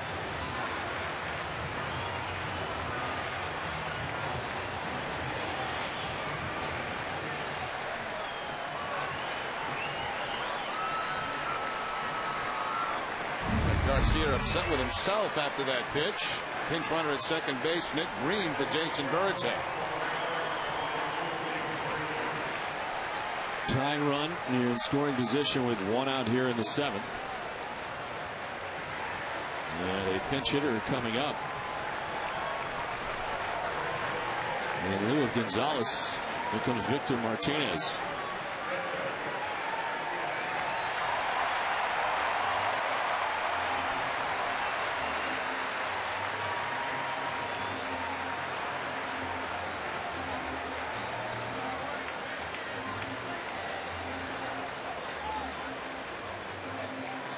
And here comes Oz again. Well, he goes with Freddie Garcia into the 7th inning after he'd thrown 88 pitches through 6. A 20-minute wait to start this inning. Gets Lowell for the first out of the inning with a double by Veritek. He's had Matt Thornton warming in the pen, and he's going to make the change. Freddie Garcia's night is done. He departs with a 3-2 lead.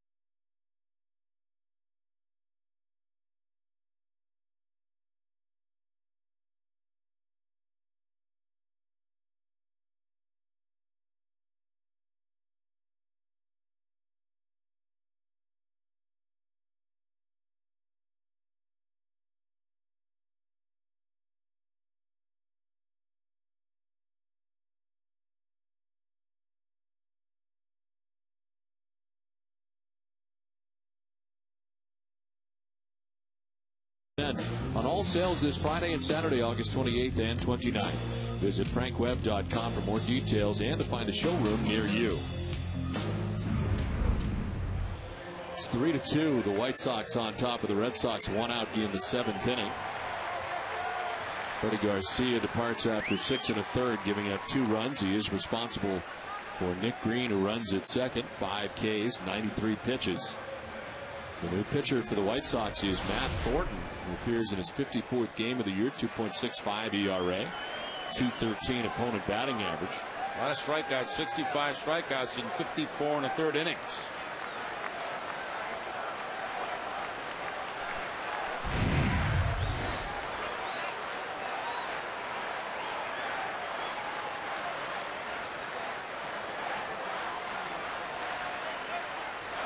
Victor Martinez lines it into left field, a base hit. Here comes the tying run, and Nick Green. Red Sox tie it up 3-3.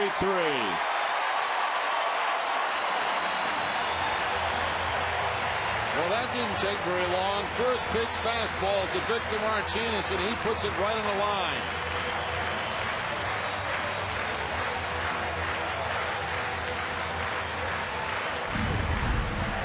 Martinez hit from the right side of the plate where he's a .296 hitter. That'll jump a little bit after that base hit. And more importantly, ties the game up for the Red Sox.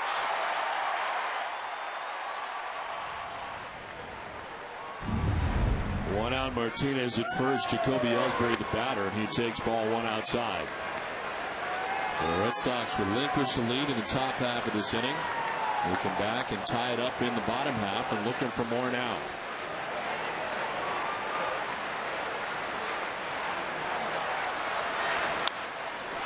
Shot deep, short, and in the left. Ellsbury reaches. Martinez takes second with one away. Jacoby Ellsbury picks up his second hit of the ball game. A double in the first. Now the base hit. Big chopper pass to the right of the shortstop, Alexi Ramirez. If he makes his play on the back end, he's got no play anywhere. Not at second base, not at first base. That's now 46 multiple hit games on the season for Ellsbury. He's in the top 10 in that category. 2 on, 1 out. Go ahead run in scoring position, and Victor Martinez. There is Dustin Pedroia, who is 0 for 3 in the game tonight. Grounded out in the first, picked up his 56th RBI of the year.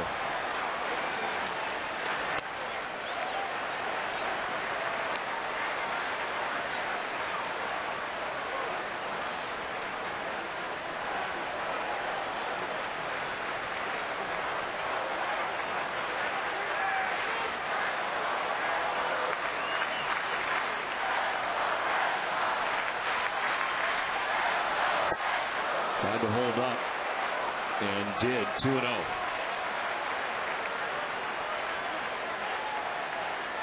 Run charge to Freddie Garcia that ties this game. Book closed on Garcia, 6 1/3, giving up 3 runs.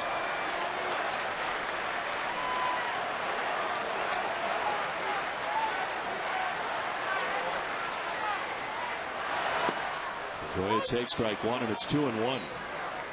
96 on the fastball from Matt Thornton. And that's what it's been so far. All fastballs from Thornton. Scott Linebrink loosening up in the bullpen. And Thornton in his last 17 innings has given up 3 runs and has had 22 strikeouts. Ground ball softly towards short. Ramirez will go to first base for the out. As the runners move along to second and third, but now with 2 outs in the inning.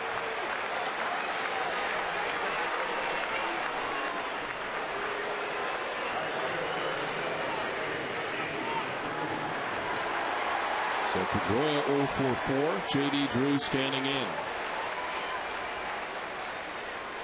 Drew has walked, doubled, and grounded out.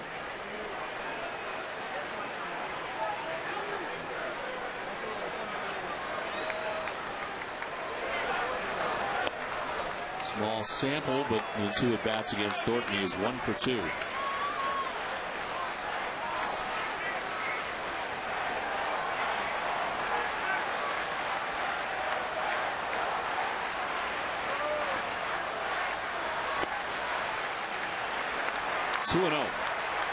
Now JD can narrow that zone down, look middle in, try to get a fastball from the middle part of the plate inside.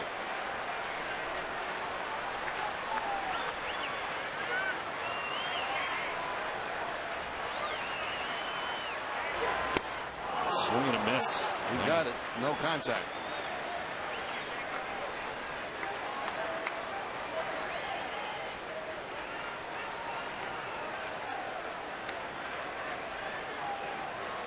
Victor Martinez, the go-ahead run 90 feet away. Jacoby Ellsbury at second base. Drew takes ball 3.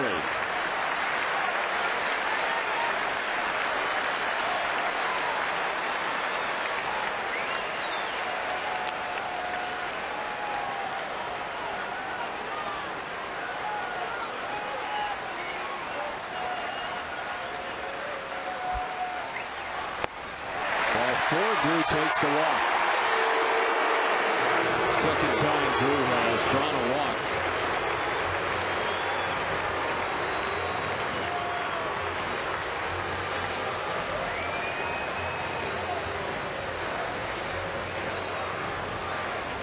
Stay with us and immediately following the game for WB Mason's Extra Innings with TC, Jim, and Heidi. Get up to the minute AL wildcard updates Post-game comments from Terry Francona and hear from the players in the Red Sox clubhouse uncut.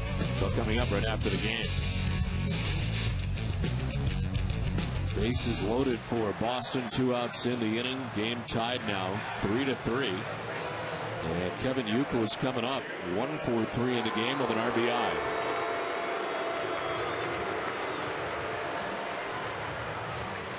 Ozzie Guillen coming out.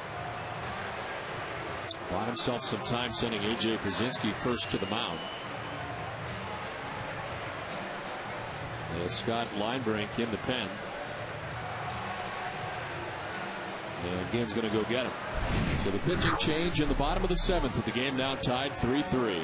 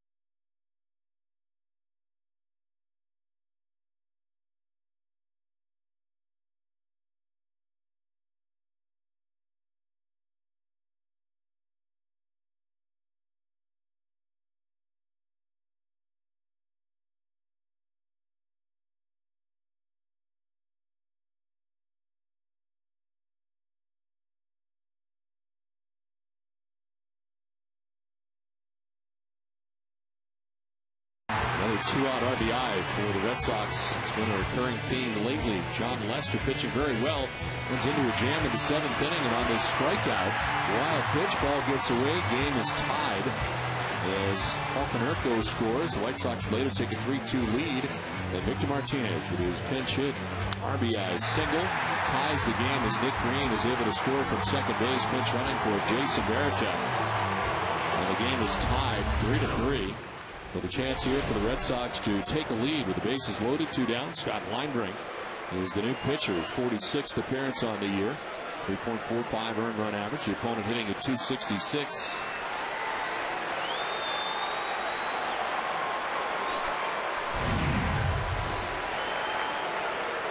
Last 11 innings. He's given up 10 runs as he gets strike 1 into Youkilis. Pretty impressive there by Youkilis with the bases loaded.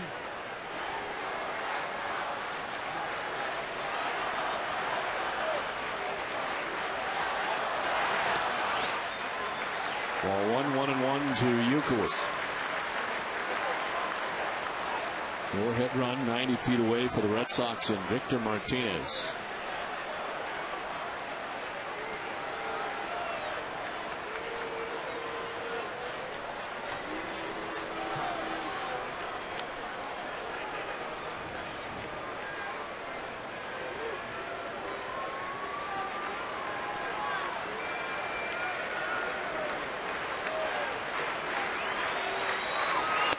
Youkilis tried to hold up and did.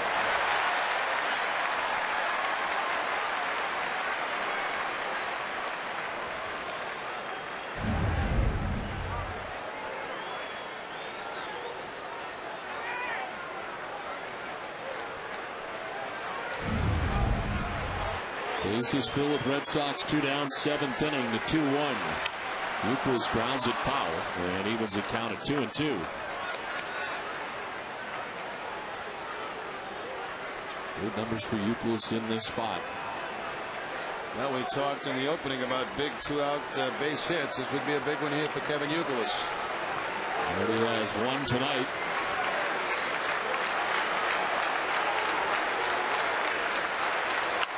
On the ground towards second base. Jason Nix goes to first, and it ends the inning.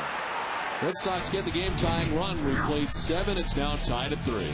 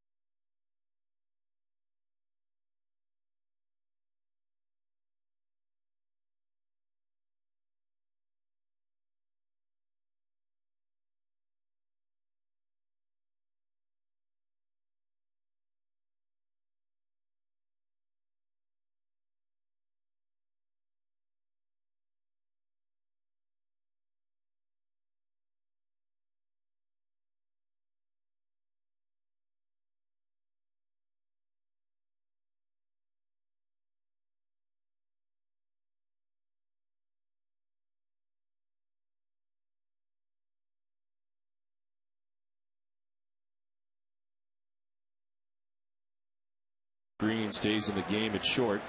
And now doing the catching for Boston is Victor Martinez. And a pinch hit single to tie the game. It's 3-3 as Carlos Quentin starts the 8th inning for the White Sox. Hideki Okajima got the final out of the 7th. Back out there to start the 8th. As Quentin takes strike 1. He has struck out twice and grounded out. It was all against John Lester.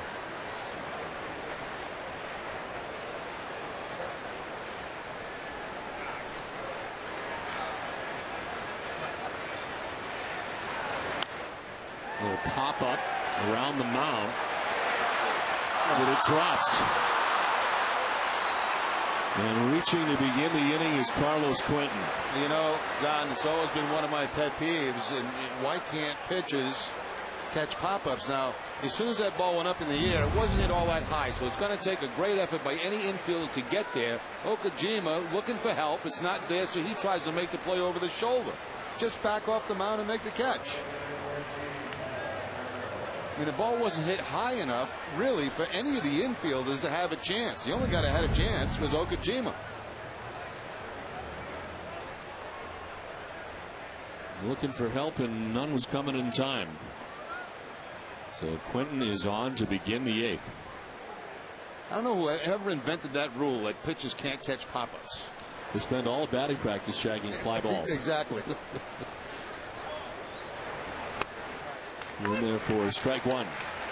How'd they score that? A base hit? Yes. Ball gets away on the return throw, and Quentin will take second base. Wow. Said some crazy things tonight. Yeah, we have.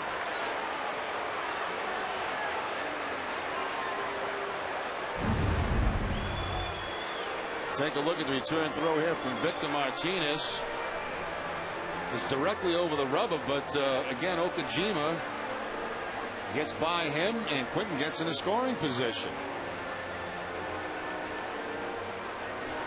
Well, errors on both fronts. They had charged an error to Okajima on the first one, so not a base hit for Quentin, an error charge to the pitcher. And then the throw, an error charge to Victor Martinez. So an E1 and an E2, and Carlos Quentin is at second base. Not a good start to this 8th inning. Which was a strike to Konerko. It's 0-1. He's been on base twice tonight, a walk and a single.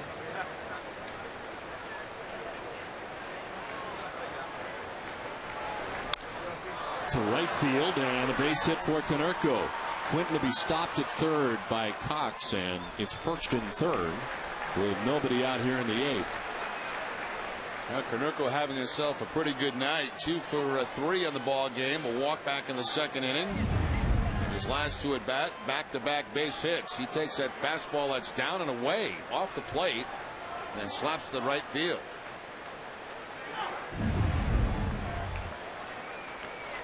Konerko will be pinch run for by Mark Kotze at first base.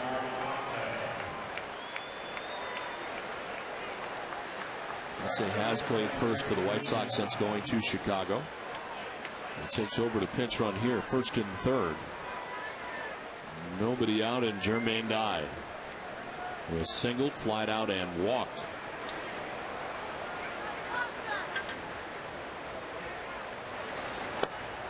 Dye takes strike 1. Manny Del Carmen up in the pen for the Red Sox, who's up an inning ago.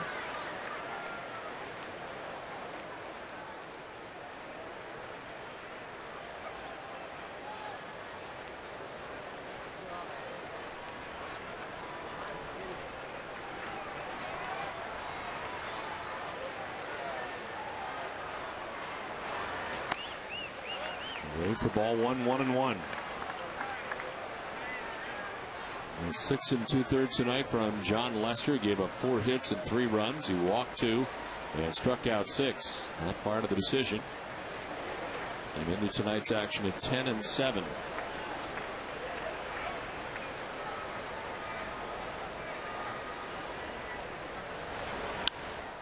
Pops it up foul, backing out of play, and it's 1-2.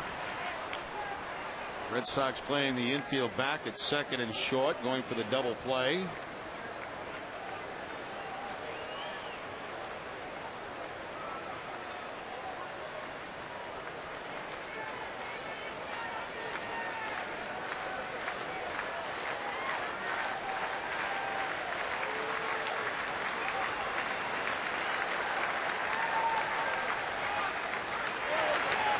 Dye fouls it straight back, and it hangs at 1-2.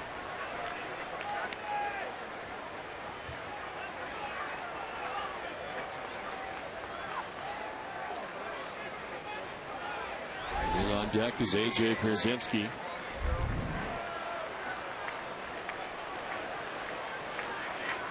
Texas on top 8-5. Tampa Bay on top 7-3.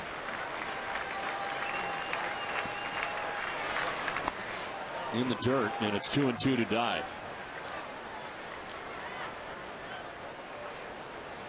Carlos Quinton, the go-ahead run for the White Sox, just 90 feet away. Getting on an error committed by Okajima, taking second on an error. A return throw from Martinez to the mound. Takes third on the single by Konerko. First and third, nobody out.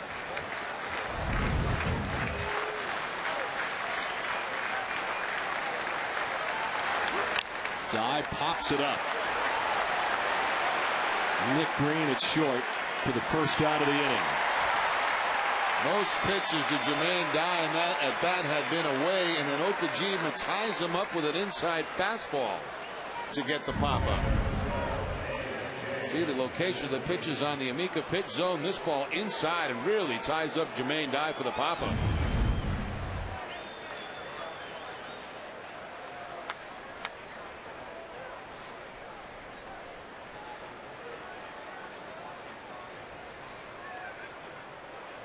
One out, first and third, and AJ Pierzynski the batter.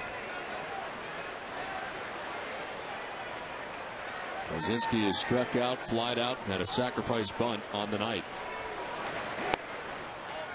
Takes ball 1 from Okajima.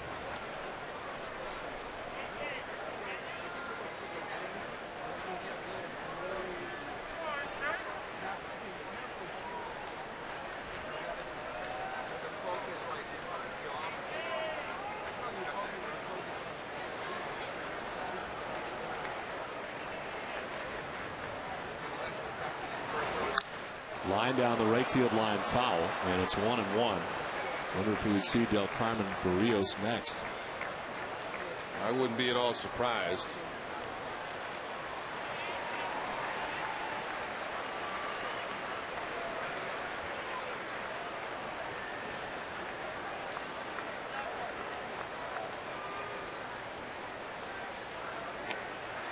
First a bit of business here, though, with runners at first and third, 1 out. 1-1 to Brzezinski. Will have to wait as he backs out.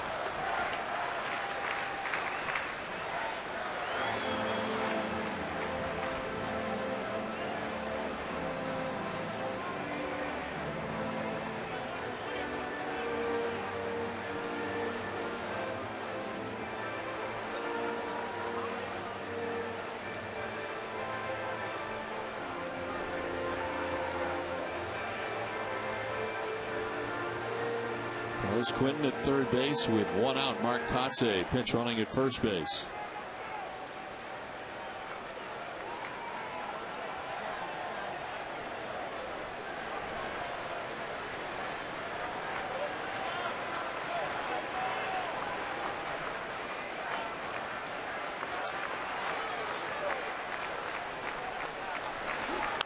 Brzezinski fouls it off, and it's 1-2.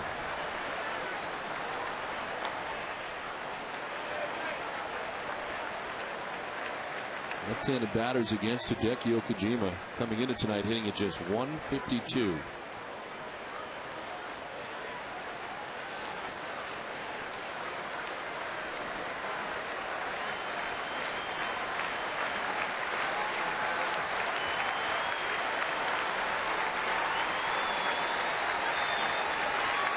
Brzezinski fouls off another. He's thrown him everything he's got, his fastball, his curveball, his split-fingered fastball. That was a high fastball that Brzezinski fouled off. Maybe a pitch out of the strike zone. Okajima's thrown 21 pitches since coming in, 17 for strikes.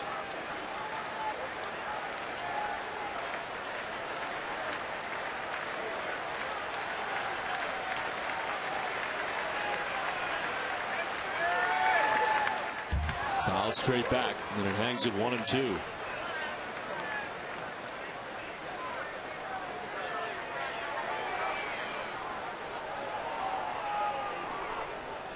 Jim Thome with the bat in hand.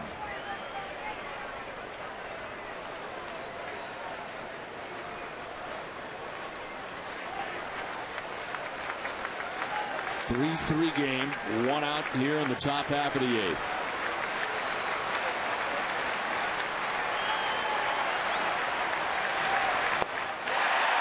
Got him. Big strikeout for Okajima, the second out of the 8th. Okie dokie from Okajima. Yeah, Brzezinski completely fooled on that pitch. The split-fingered fastball from Okajima. Ball was almost by him when he took the swing. And Terry Francona will make the move here with Alex Rios scheduled to bat next. And Manny Del Carmen ready to go in the pen. Game tied 3-3 with now 2 outs in the 8th.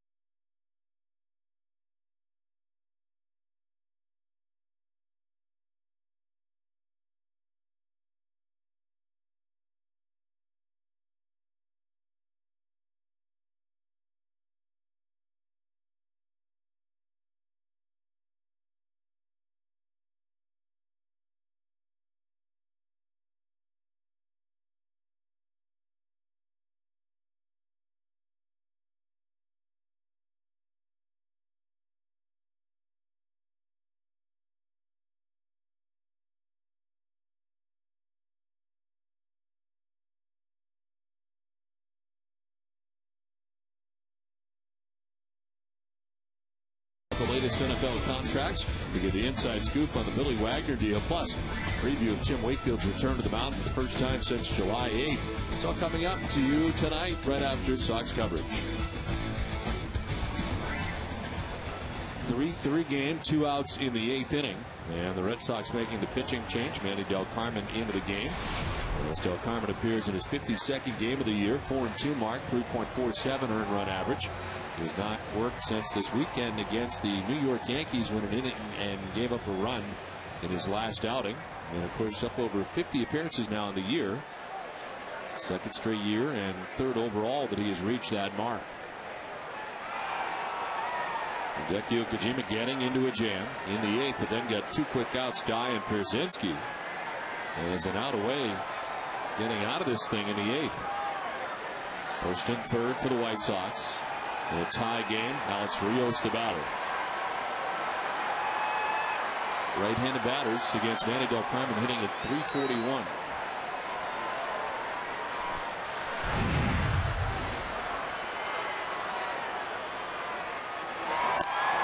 Left-handed batters only at .173 against Del Carmen.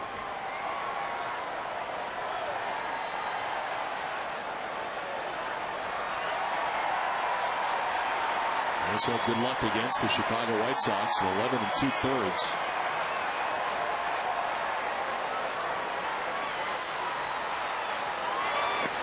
Rios takes ball 2-0. See the Red Sox trying to keep that fastball away from Rios. He likes the fastball middle in.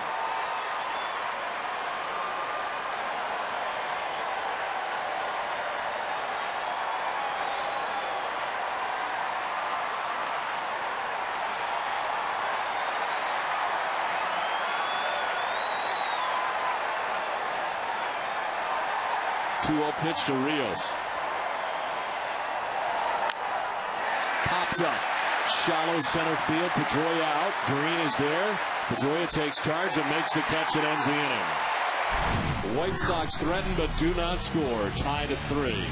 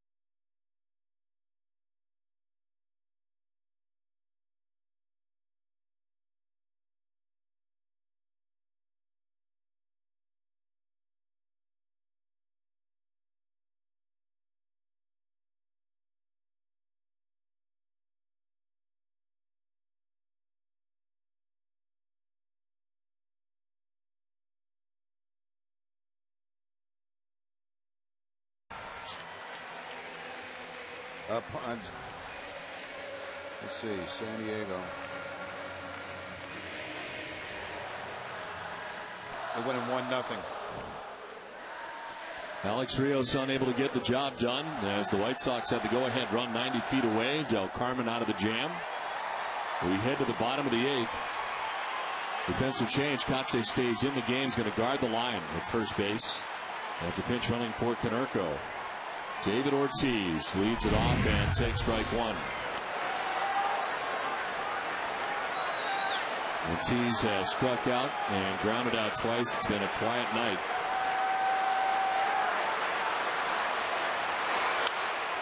2 Throws it foul. It's 0-2.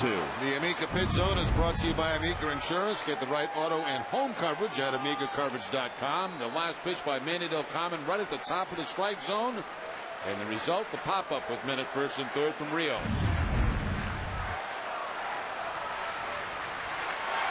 Ortiz to right field. Shallow as Die comes over and in to make the catch. Started back first step, but then comes in for the first out of the inning. Well, the 3 runs tonight. The Red Sox have now scored 664 runs on the season. Speaking of runs scored, earn free coffee, save on gas, and get a chance to score prizes with your Dunkin' card. Go to DunkinDonuts.com/score for full details. No purchase necessary, and the promotion ends December 31st, 2009. 1 out for Jason Bay. Takes strike 1 from Scott Linebrink. Linebrink came in the 7th inning, retired Kevin Youkilis, who starts the 8th by getting David Ortiz. Ground ball foul, and it's 0-2.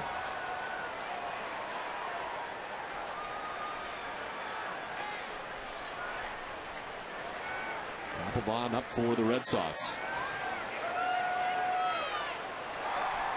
Finished off last night's game in a non-save situation. Jason Bay to deep left. Does it have enough? Sure does, and then some. Right out of Fenway for Jason Bay, his 28th of the year. Red Sox lead it 4-3.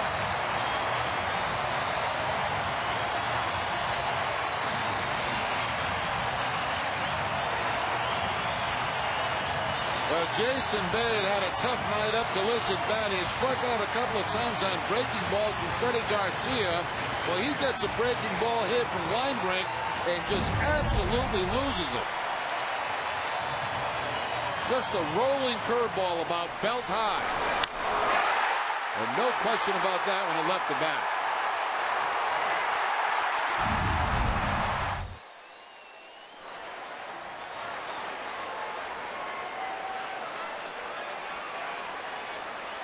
Well, there's another $500 donated to the Red Sox Foundation for that home run, thanks to Hess and Hess Express, committed to helping the cause.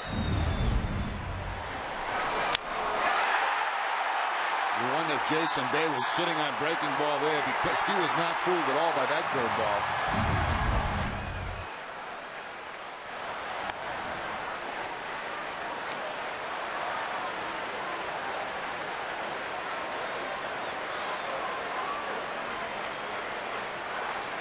Once again, squad a chance to take the lead in the top half. The Red Sox take the lead in the bottom half. Strange but entertaining game tonight here at Fenway. Indeed. A lot of stuff. Started with the White Sox tying the game on a strikeout wild pitch.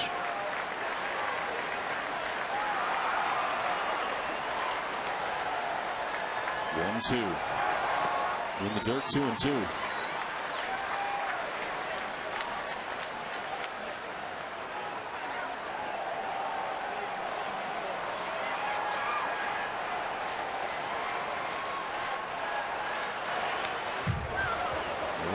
Fighting it off from 95, still 2-2. Roll now, Nick Green waiting on deck. Red Sox taking the lead here in the bottom of the 8th. For the White Sox, as we look ahead to the 9th inning, Ramirez, Nix, and Podsednik. 8, 9, and 1. Breaking ball fouled off.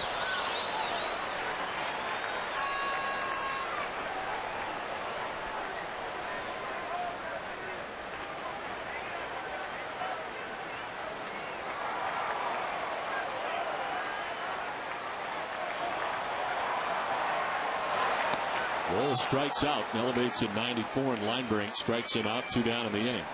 Well, Linebrink's got a little giddy up on that fastball, 94 miles an hour to pick up the strikeout. And of course, when it's up that high, it looks a little bit quicker to the hitter.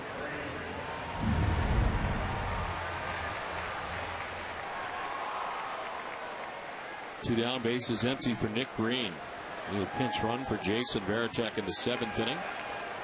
Scored the game-tying run as he fouls it off to the right for strike 1.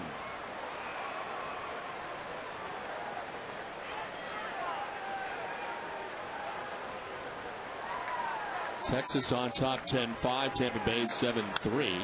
Nick Green contributes with a base hit of his own. A two-out single here in the 8th.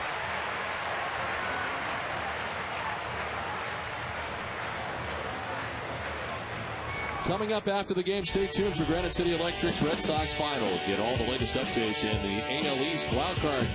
TC and Jim will answer viewer questions from the NESN.com inbox, plus a preview of Tim Wakefield's return to the mound for the first time since July 8th. It's all coming up after the game on NESN. Nick Green with a two-out single to left. And a chance here for Victor Martinez. A single, the game tying run in the 7th inning. As Green scored to tie it 3-3. Action for the White Sox. Randy Williams, we saw last night warming in the pen.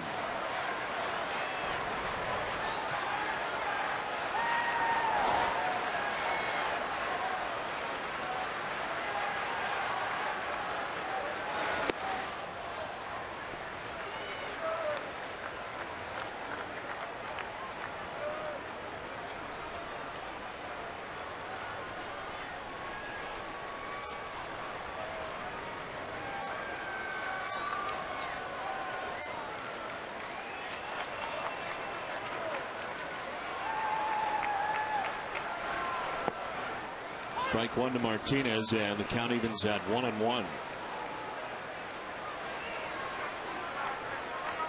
Yes, that's Victor Martinez joined the Red Sox, hitting at .322.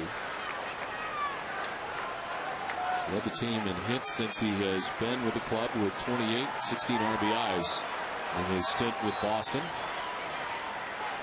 Check on first, and Green back to the bag.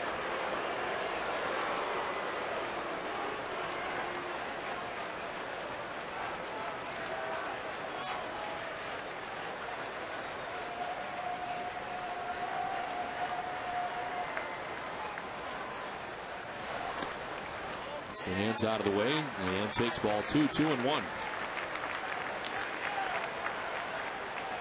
Papelbon getting ready in the pen. Jonathan tied with former teammate David Ardsma for 4th in the American League with 29 saves. And Mariano Rivera, who's got 36, Brian Fuentes with 35, and Joe Nathan, who has 32. 2-1 is a fly ball down the left field line. Carlos Quentin towards the seats, won't have a play.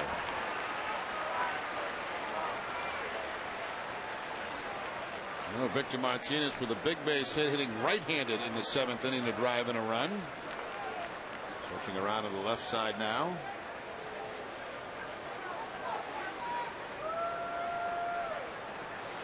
Jason Bay's 28th home run of the year has given the Red Sox a 4-3 advantage.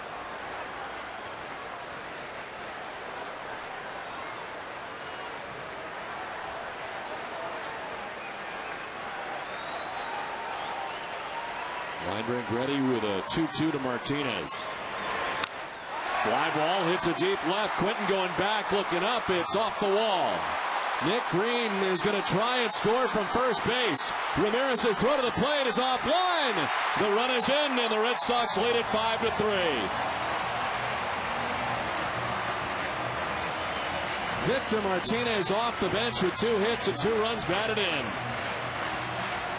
Well, you're supposed to have the night off. Instead, you become a major contributor for the Red Sox tonight. Plus the 2 outs, Green off on contact. He's able to score all the way from first base. High off that left field wall and relay in. The throw to home plate, but not in time to get Nick Green, who goes around the catcher and grabs home plate with his hand.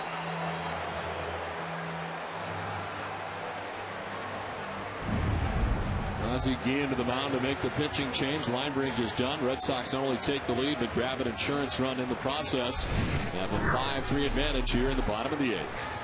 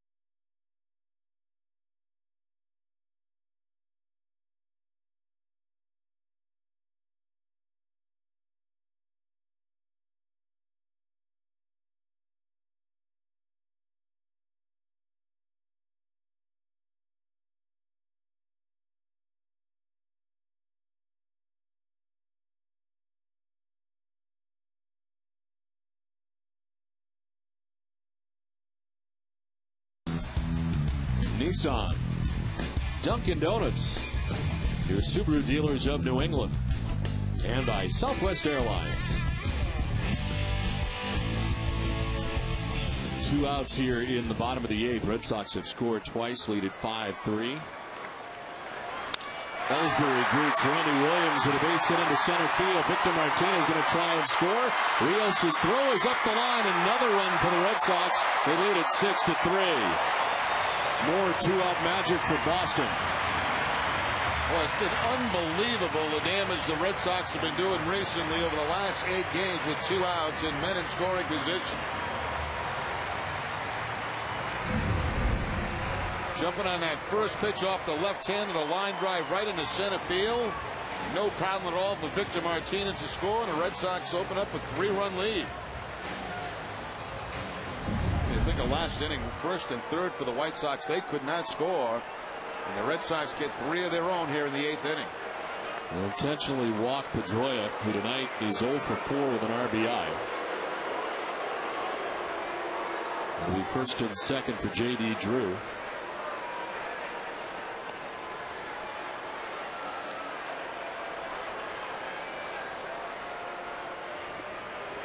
Linebrink charged with the 3 runs that have scored in this inning.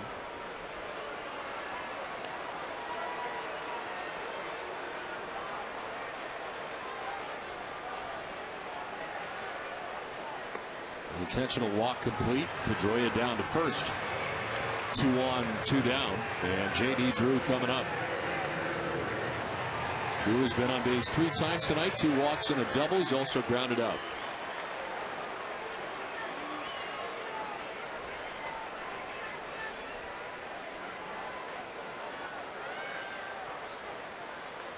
Drew, the 8th member of the Red Sox to bat here in the 8th. And he takes strike 1. Then the White Sox in the 9th will be expecting 8, 9, and 1.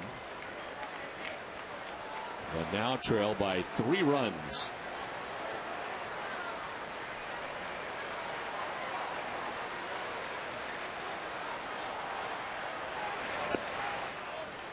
Red Sox had a great opportunity to take the lead in the 7th inning after they tied the game. They left the bases loaded. And make good here on a 3-run 8th so far, starting with Jason Bay's 28th home run of the year. 2-1 to J.D. Drew.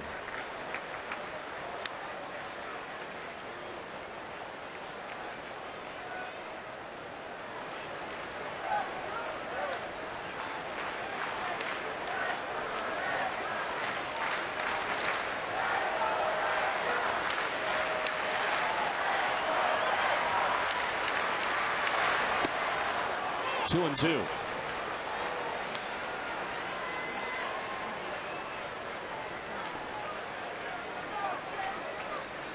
Randy Williams, 8 of 10 of his outings have been scoreless.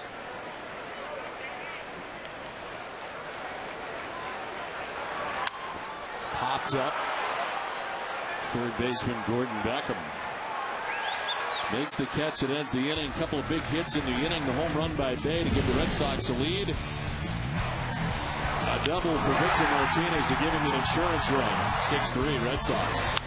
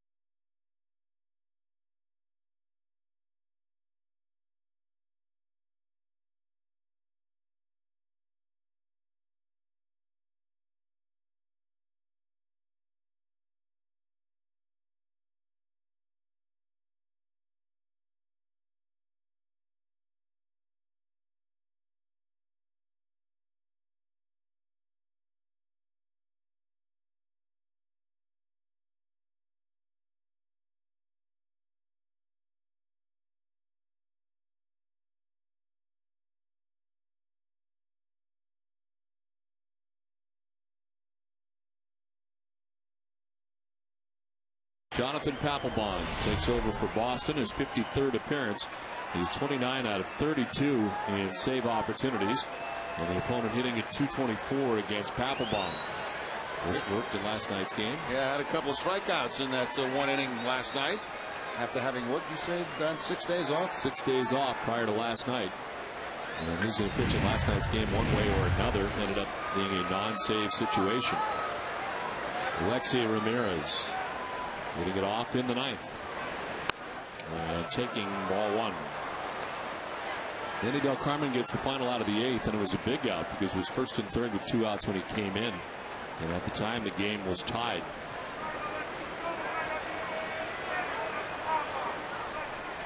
So the bullpen again has not yet given up a run. There's a strike, and it's 1-1 to Ramirez. Papelbon tied for fourth in the American League with 29 saves.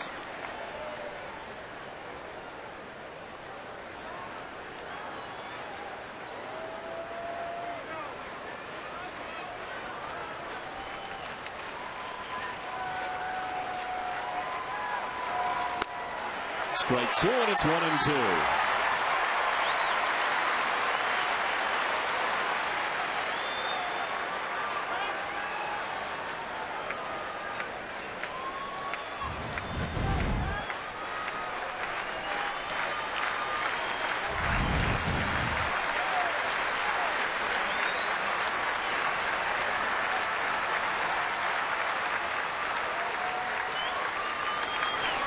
He struck out Ramirez for the first out of the ninth.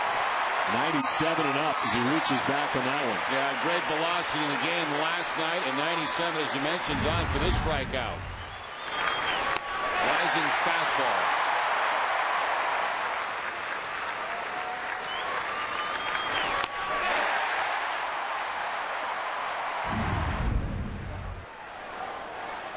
One out in the ninth as Jason Nix 2 for 3 from the number 9 spot. Got a home run back in the third inning, his 11th of the year.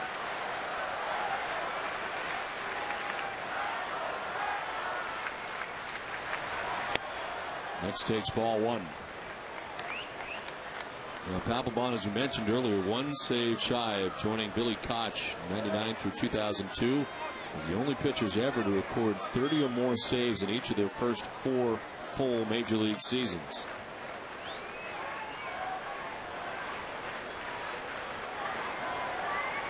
It was 1-0 to Nix. Swing and a miss, 1-1.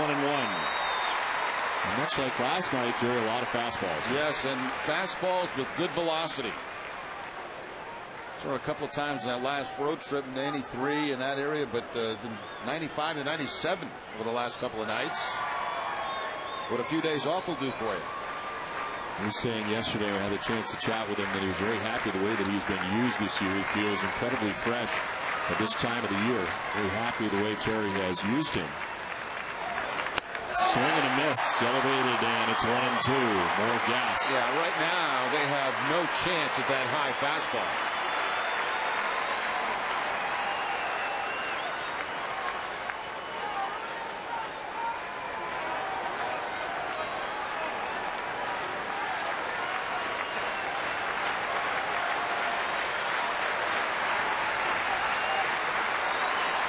The 1-2 to Jason Nix. Strike three call.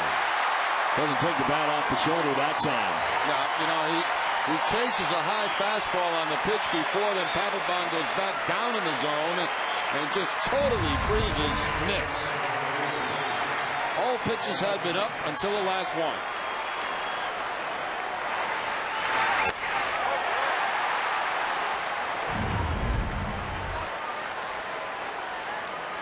Two down in the ninth for Scott Podsednik.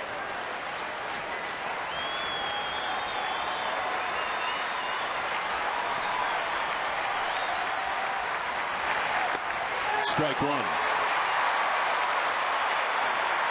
Fastball after fastball poured in by Papelbon. They've been hard and they've been for strikes.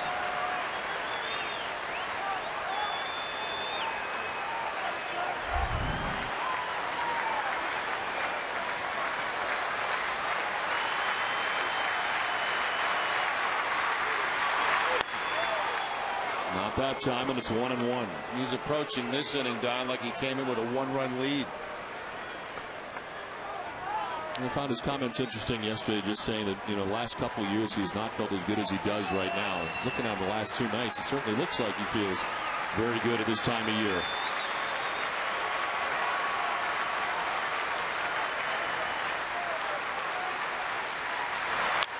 Fly ball foul. 1 ball, 2 strikes, 2 down in the 9th.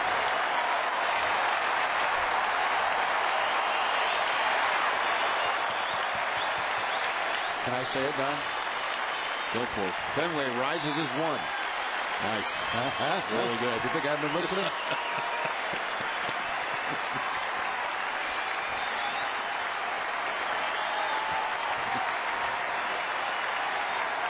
You hadn't said it, I would have. The 1-2. To left field. Day going back to not make the catch. It's up over his head. And ricochets off the wall. Ellsbury plays the carom. And Podsednik stands at second with 2 outs. I think that ball fooled Jason Bay just a little bit. That ball was hit hard, very hard by Podsednik. And Bay getting kind of a shuffle step going back, and it gets over his head. Right there, he thinks he's got it lined up, but not quite.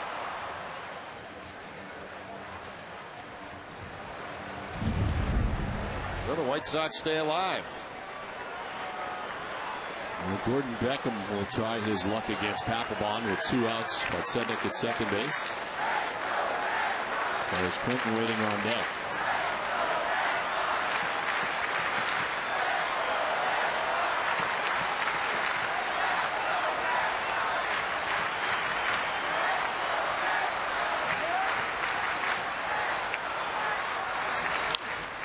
Fouls it down the right field line. More fastballs from Papelbon. That one at 95.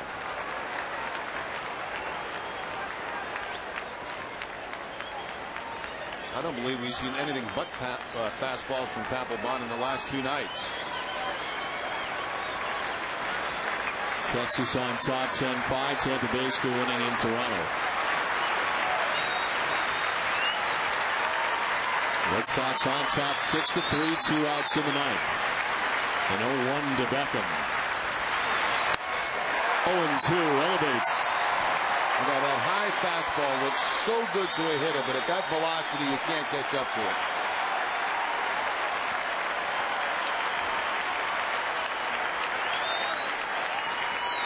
14 pitches, 11 strikes for Papelbon, 2 down in the 9th.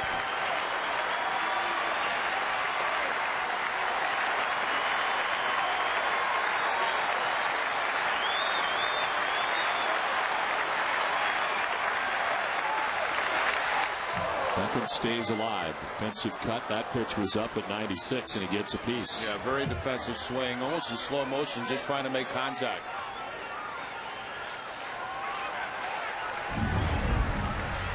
Doing everything he can to stay alive and see another pitch.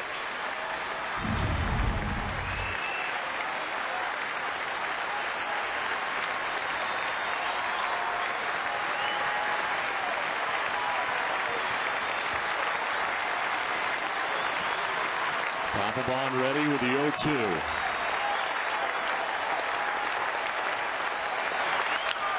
To center field, Ellsbury coming in. Makes the catch, and the Red Sox win game 2 of the series. Yeah, Jonathan Papelbon comes away with the save as the Red Sox come away with the victory in game 2. And an eventful night here tonight at Fenway Park, Jerry, as Papelbon wraps it up. Well, it was nice to see Jason Bay with the home run, too, Don. He was having kind of a tough night, a couple of strikeouts on breaking balls, but he got a curve ball that was about belt high. He lost it. And, you know, good combination of pitching by the Red Sox, holding the White Sox only to 3 runs. 6-3. The Red Sox are victorious tonight from Fenway Park. They've taken the first 2 games of the series. W.B. Mason's extra innings is right around the corner, but come back and join us at Fenway Park for more after this.